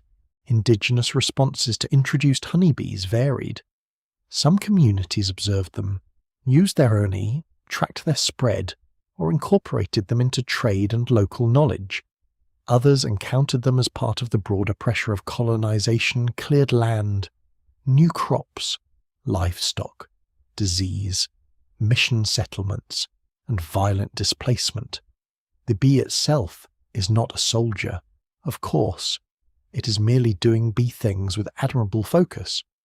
But it travels inside human systems, where colonial farms expand, bee forage changes, where forests are cleared, new flowering fields appear, where native plants decline, older relationships between insects, flowers, and people are disturbed.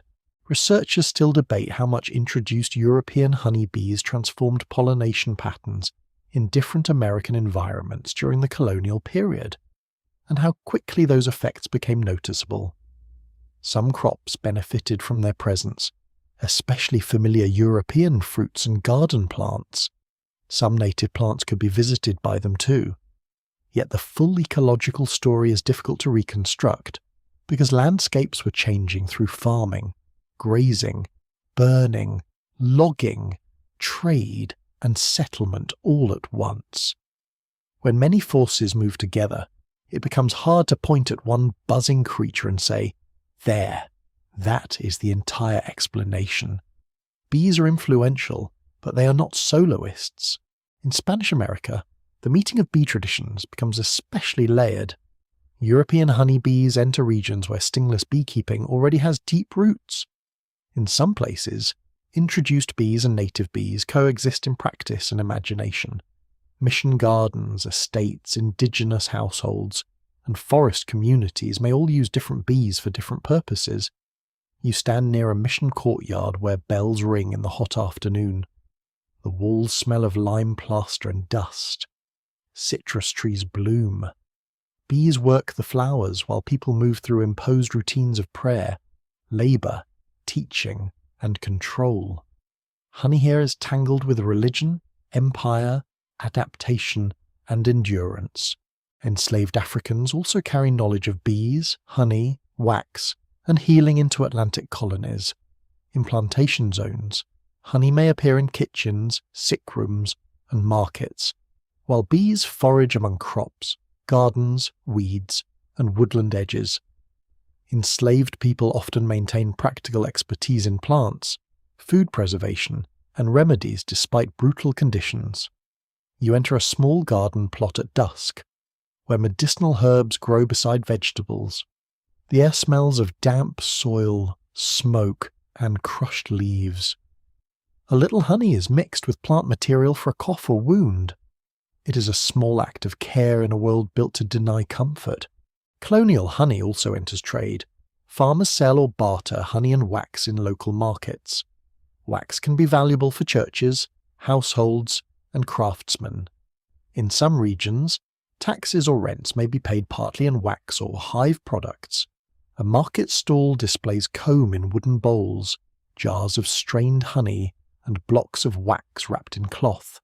Flies investigate with great optimism and little shame.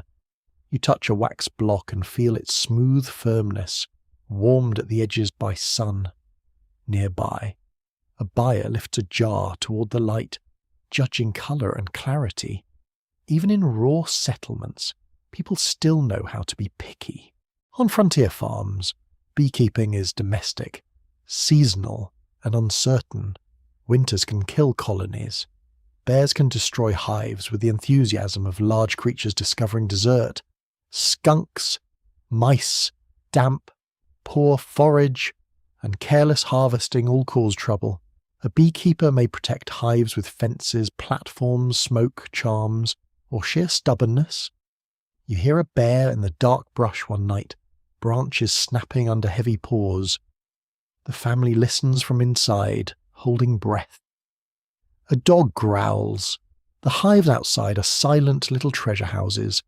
Honey is not only sweetness, it is work stored against hunger, sickness, winter, and trade needs. As colonial towns grow, honey begins to sit beside imported sugar, molasses, maple sugar, fruit preserves, and syrups. Sweetness becomes plural. A household might use honey for certain cakes, molasses for others, sugar for tea when affordable, maple for local use, and fruit for seasonal brightness. You walk into a colonial kitchen where a woman pours honey into cornmeal batter. The bowl is rough under your hand. The smell is warm meal, sour milk, hearth smoke, and amber sweetness. A spoon turns slowly. Outside, wagon wheels pass through mud with a sucking sound. The food is simple, but the ingredients carry oceans, forests, labour, and weather inside them. By candlelight, you see the strange double life of colonial honey. It is comforting and useful, yet caught in vast upheaval. It helps settlers feel at home while marking the spread of settlement. It continues ancient patterns of healing and sweetness while entering economies shaped by empire and forced labour. It meets native stingless bee traditions, sometimes overshadowing them, sometimes existing beside them. It feeds children, treats coughs, lights rooms, seals letters, and sweetens hard days. A jar on a shelf may seem innocent, but history rests heavily in even the quietest pantry. Night deepens over fields that were once forest, over villages older than colonies, over mission gardens, plantation yards, seaports, and cabins. Bees cluster in their hives, keeping warmth around the queen, vibrating through darkness. You hold a spoon of honey and notice how it reflects the candle flame. The sweetness touches your tongue slowly, carrying clover, orchard bloom, wildflower, wood smoke, and salt air. In this new world of crossings, honey is no longer only nature's treasure. It is a traveller, a settler, a survivor, and a witness, humming softly inside the uneasy dream of empire. You enter a room filled with the clean clatter of machines and the warm scent of wax. The world has become louder, faster, and strangely shinier. Wooden frames lean in stacks against a wall. Metal tools hang from hooks. A glass jar catches daylight on a shelf. Its label promising purity, flowers, countryside, health, and several other things that marketing departments will continue saying with impressive confidence. Outside, carts rattle over stone streets, then railways hum, then trucks growl. Honey, once gathered in dangerous places and stored in humble pots, is now entering the age of factories, laboratories, brands, and suspiciously perfect packaging. You stand beside a beekeeper in the 19th century, when one invention changes the practice more than almost anything else, the movable frame hive. Its great advantage is simple but revolutionary. Instead of destroying comb to harvest honey, the beekeeper can lift out individual frames, inspect the colony, manage disease, watch brood, and remove honey with less damage to the bees. The wood is smooth beneath your hand, smelling of pine, propolis, smoke, and sun. Bees crawl calmly across the frame, their bodies warm and delicate as living velvet. For the first time, the hive can be open like a book, and its pages can be read. This is a mainstream historical turning point. Lorenzo Langstroth's movable frame hive, patented in the United States in 1852, helped reshape modern beekeeping by using the principle of bee space. The narrow gap bees naturally leave open rather than filling with comb or propolis. That little measurement, so small you could miss it between two fingers, gives humans a new kind of access to the hive. It is oddly elegant. Civilization, after many centuries of smoke, baskets, broken comb, and irritated bees, discovers that the secret was partly leaving insects exactly enough room to maintain their own tiny interior architecture. Very polite. Really. You follow the frame to a honey house where the floor is sticky despite everyone's best intentions. The air is thick with sweetness, warm metal, damp wood, and the faint animal scent of beeswax. A hand-cranked extractor waits in the centre of the room, a round metal drum with baskets inside. Frames are uncapped with a heated knife, and the wax cappings fall in soft curls, pale and fragrant. Then the frames are placed in the extractor and spun. Honey flies from the comb walls by centrifugal force, striking the inside of the drum with a soft pattering sound like golden rain. The comb survives, ready to return to the hive. This changes everything. Bees do not have to rebuild all their wax after every harvest, and wax is costly for them to produce. More energy can go into gathering nectar and making honey. Beekeeping becomes more efficient, more scalable, and more commercial. You feel the rhythm of the room, knife, frame, spin, pour, strain, jar. Honey runs through filters, carrying flecks of wax and pollen. It gathers in tanks, thick and amber, folding over itself in slow waves. Someone opens a valve, and a stream fills jar after jar. The sound is soft, almost sleepy, but the system behind it is thoroughly modern. Glass jars changed the way honey is seen. Pottery hid honey in darkness. Wooden tubs made it practical but plain. Glass lets consumers admire colour and clarity. Pale clover honey looks mild and clean. Dark buckwheat honey looks strong and earthy. Orange blossom. Honey suggests groves in warm air. Heather honey carries a moody northern romance. Labels begin telling stories of place, purity, and health. A shelf of honey becomes a little gallery of landscapes, although some landscapes are more honestly represented than others. The jar says wildflower, which is charmingly vague, like saying the bees went somewhere outdoors and had a productive afternoon. Industrial transport widens the market. Railways move honey from rural apiaries to cities. Steamships carry wax and honey between continents. Later, trucks, warehouses, and supermarkets make honey ordinary in a new way. You walk into an early grocery shop where barrels, tins, jars, paper packets, and scales crowd the counter. The air smells of coffee, soap, flour, cured meat, apples, and molasses. Honey sits among many sweet options, now refined sugar, corn syrup, jams, treacle, maple syrup, and candies in glass jars. It must compete. This is a strange fate for the old treasure. It has not lost its beauty, but it has gained shelf rivals. Commercial beekeeping also becomes tied to agriculture in ways earlier beekeepers would recognize only partly. Bees are no longer valued only for honey and wax.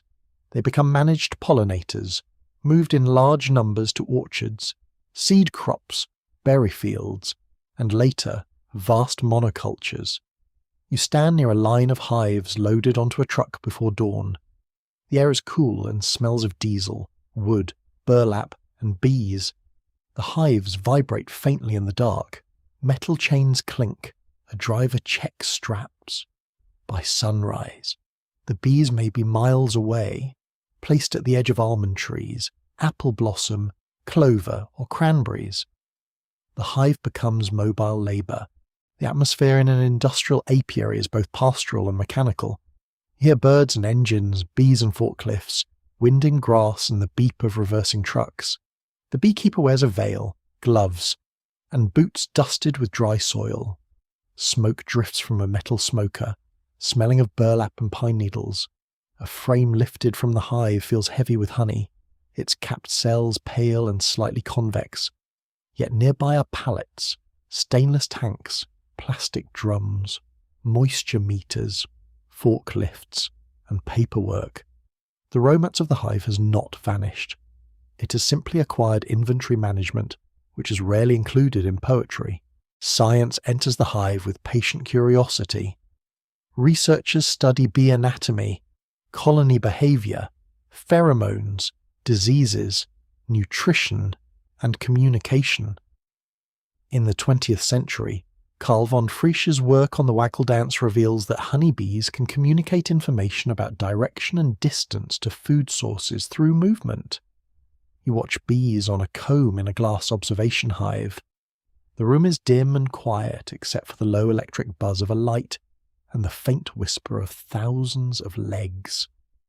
One bee trembles and turns in a pattern, while others touch her with their antennae. It looks like a tiny, serious dance class with excellent snacks at stake. Honey itself becomes a scientific object. Laboratories test moisture content, sugar composition, acidity, enzymes, pollen grains, electrical conductivity, and traces of heating or adulteration. A technician in a white coat places a sample under light. The lab smells faintly of alcohol wipes, warm plastic, coffee, and opened jars of honey. The honey is no longer judged only by tongue and eye. It is measured, charted, compared, and regulated. Moisture matters because honey with too much water can ferment. Heating matters because it can affect flavour and enzymes. Pollen can reveal floral or geographic origin unless filtering has removed too much evidence. This is where honey's modern innocence becomes complicated. Adulteration is an old problem with new tools. Unscrupulous sellers may stretch honey with cheaper syrups, mislabel origin, overheat it, ultra-filter it, or blend it until its story becomes difficult to trace. A jar can look golden and still be dishonest. The quirky modern tidbit is that honey has sometimes been called one of the world's most fraud-prone foods. Not because bees are deceitful, but because humans saw a valuable sticky product and immediately thought, how can we make this worse for everyone? The old treasure enters the age of food fraud, testing labs, and quiet consumer suspicion. Scholars and food historians continue to debate how modern processing has changed the public's idea of what honey should taste and look like. Some argue that industrial filtering, heating, and blending encourage people to prefer clear, uniform, mild honey. Others point out that regional, raw, comb, and single flower honeys have always kept strong followings, especially where local beekeeping traditions survive. The argument matters because taste is not natural in a simple way. People learn what purity looks like. They learn whether crystals seem wholesome or defective. They learn whether strong flavour feels luxurious or strange. The supermarket shelf teaches quietly. Crystallization is a perfect example of misunderstanding. You pick up a jar that has turned cloudy and thick, with pale grains spreading through it. Many modern customers think this means the honey is spoiled. It does not. Honey crystallizes naturally when glucose separates from the liquid portion, and different honeys crystallize at different speeds. Clover may set softly, acacia may stay liquid longer, rapeseed may crystallize quickly into a pale, fine texture. The jar feels cool and firm in your hand. A spoon pushes through it with gentle resistance. Warm it carefully, and it will loosen again. Honey is not ruined. It is simply being itself in a less photogenic mood. Modern producers even turn crystallization into a feature. Creamed honey, also called whipped or spun honey, is carefully seeded with fine crystals so it sets into a smooth, spreadable texture. You slide a knife through it and feel the satin drag against the blade.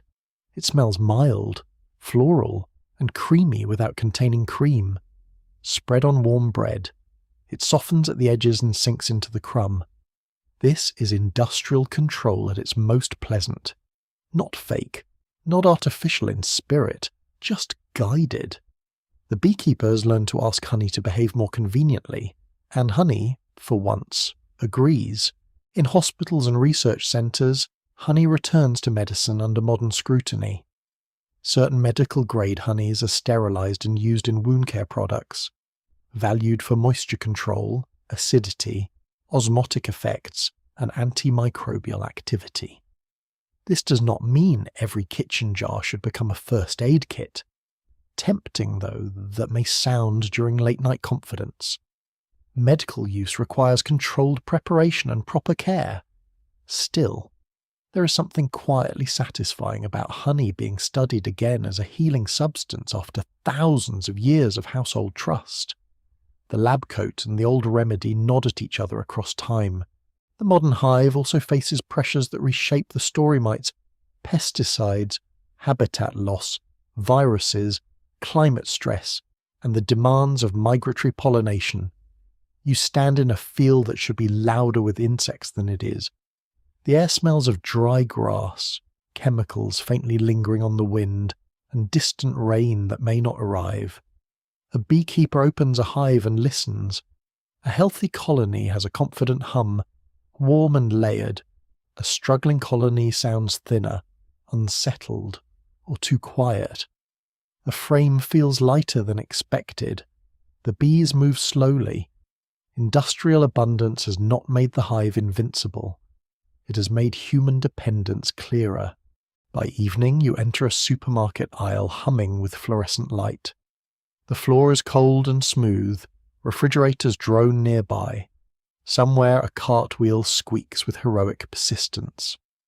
Honey stands in neat rows, bear-shaped bottles, glass jars, raw honey, organic honey, manuka honey, clover honey, squeezable honey, bargain honey, luxury honey, honey with labels full of promises.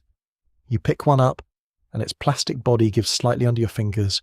It is convenient, cheerful, and oddly distant from the hive.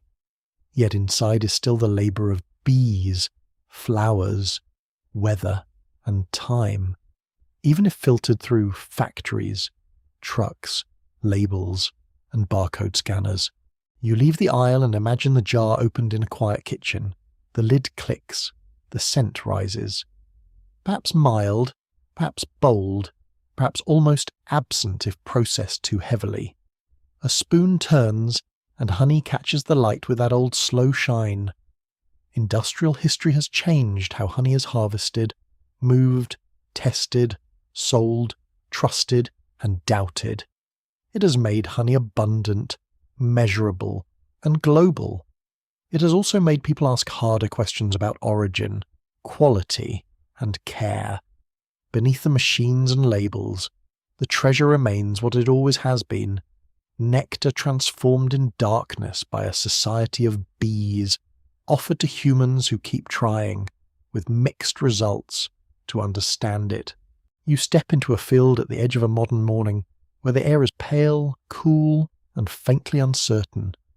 Dew beads on grass and soaks the hem of your trousers. The soil gives softly beneath your feet. Somewhere beyond a line of trees, traffic murmurs like a distant river made of engines. But here the louder sound is smaller bees moving among clover, borage, lavender, blackberry flowers, and weeds that gardeners once pulled without apology. The hive boxes stand in a neat row, painted white, blue, and yellow. Their wooden sides warm where the first sunlight touches them. You pause near the entrance of one hive and listen. The hum is low, layered, and busy, like 1,000 tiny looms weaving the morning together. Bees land and lift off in a constant rhythm. Some carry pollen packed bright on their legs, orange, cream, and gold. Others hesitate at the entrance while guard bees inspect them with the seriousness of officials at a very small border crossing. You smell cut grass, damp wood, wild mint, and the clean smoke from a beekeeper's smoker. It drifts in slow threads, softening the air without quite hiding the floral scent of the field. This is honey's future, but it does not look entirely futuristic. No silver towers, no humming laboratory dome, just flowers, weather, insects, wood, hands, patience, and worry. Modern beekeepers live with a strange mixture of tenderness and calculation.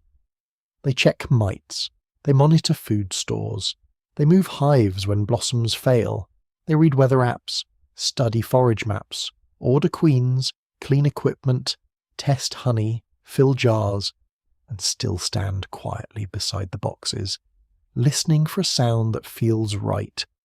The work is both old and new, practical and almost meditative. Bees do not care how advanced your century feels. They still need flowers. The mainstream fact is clear and serious honeybees and many wild pollinators support the reproduction of numerous flowering plants and contribute to the production of many crops that humans eat.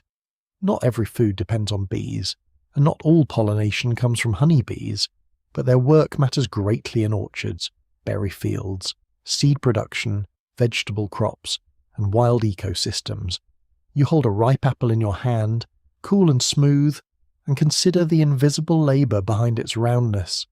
Blossom, visit, pollen, fruit. It sounds simple until it begins to fail. The beekeeper lifts a frame from the hive. Bees cover it like a living, shifting cloth. Their wings catch the light. Their feet grip wax cells with astonishing delicacy. The frame is warm through the gloves, almost body temperature, and it smells of honey, resin, wax, and brood. You see capped honey at the edges, pale sealed chambers like tiny sleeping moons. In the centre, young bees are growing. A queen may be somewhere in the crowd, moving with quiet purpose. The beekeeper searches gently, not wanting to crush what must be protected. Every movement is slow. Every mistake has consequences. The threats are not dramatic in a simple way. They are layered. Varroa mites weaken colonies and spread viruses. Pesticides can harm bees directly or quietly confuse their navigation and health.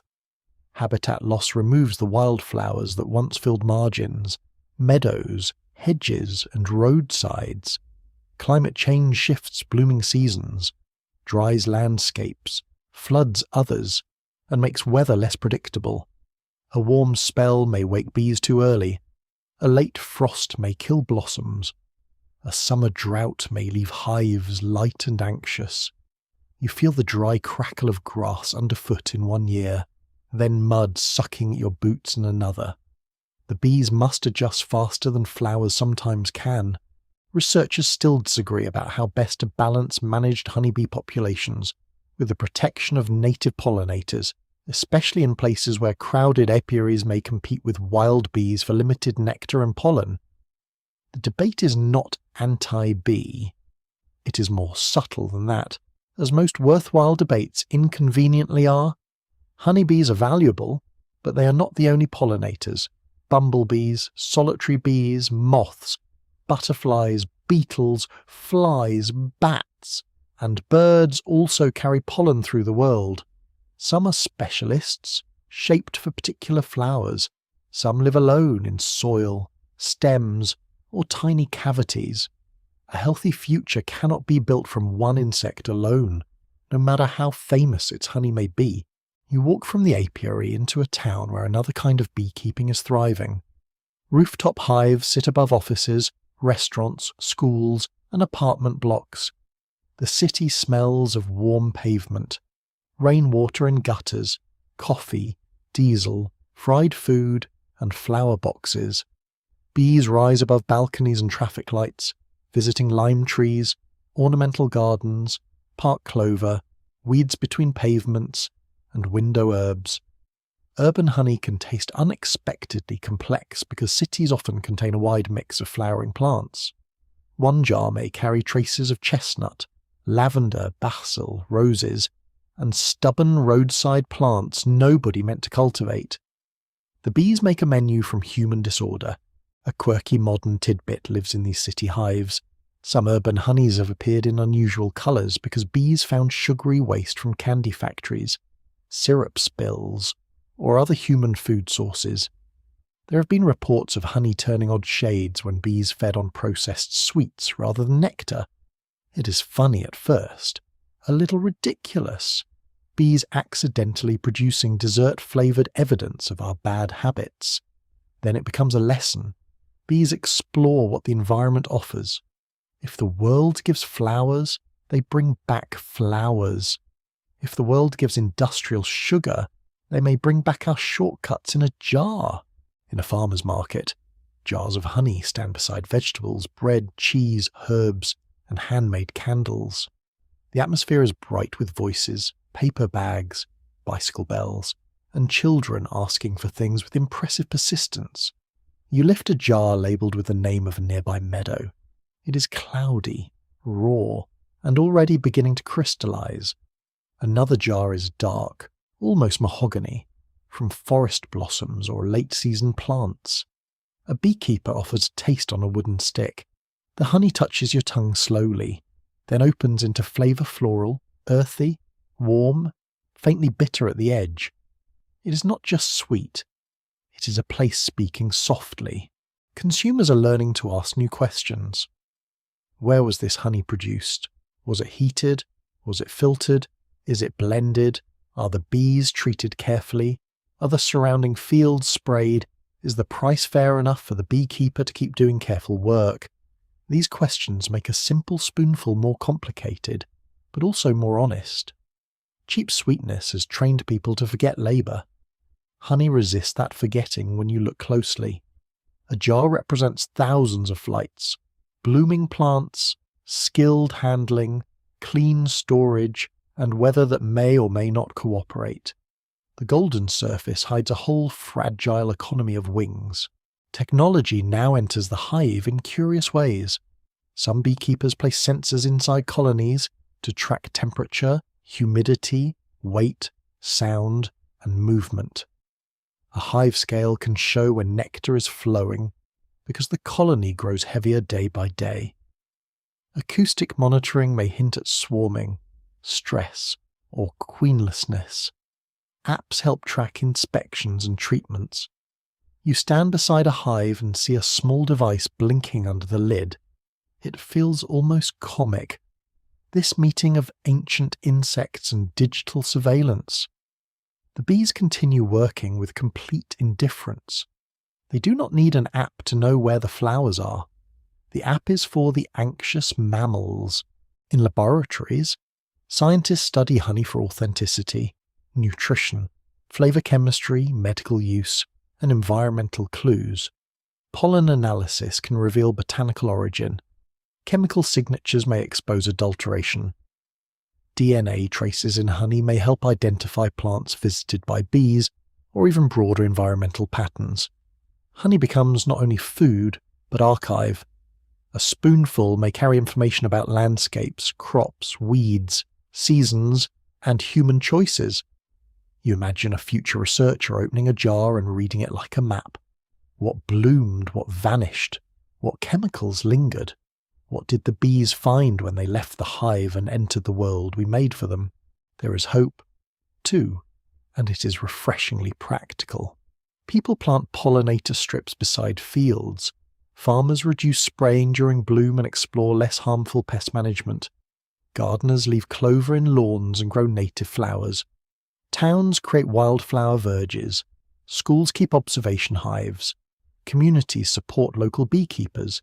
Some projects protect native bees by preserving nesting habitat, bare soil, dead wood, hollow stems, and diverse flowers across the whole season. Not every effort is perfect. Some wildflower seed packets are more decorative than useful. Some bee hotels become tiny apartment blocks with poor hygiene. But the intention is growing, and intention can become habit. You kneel beside a patch of wildflowers in the late afternoon. The soil is warm under your palm. A bumblebee pushes into a blossom with fuzzy determination. A small solitary bee slips into a stem. A honeybee lands nearby, her wings shining like glass. The field smells of thyme, dust, pollen, and sun on leaves. The sound is gentle but full insects, wind, a bird calling from a fence, distant human life continuing beyond the hedges. You feel how small the work is, and how immense. One flower matters little alone. 1,000 flowers become a season. 1,000 seasons become history. Honey's future may not depend on making more honey at any cost. It may depend on learning and when enough is enough. Enough extraction, enough movement, enough tidiness in landscapes, enough treating every field edge as wasted space. Bees ask for abundance, but not the polished abundance of supermarket shelves. They ask for messy, abundant hedgerows, weeds, orchards, ponds, forests, gardens, meadows, and time. They ask for fewer poisons and more blossoms. They ask humans, in their quiet insect way, to become better neighbours. Now the evening softens. The hive entrances glow in amber light. Bees return one by one, heavy with the day, folding themselves into the warmth of the colony. The air cools against your face, smoke fades, grass darkens. A jar of honey rests in your hand, smooth and heavy, holding the taste of fields you can no longer see. You breathe slowly. The hum grows softer, not because the work has ended, but because night has wrapped it in velvet. Somewhere inside the hive, bees touch, feed, clean, warm, and wait. Flowers close their petals. Stars begin their quiet shining.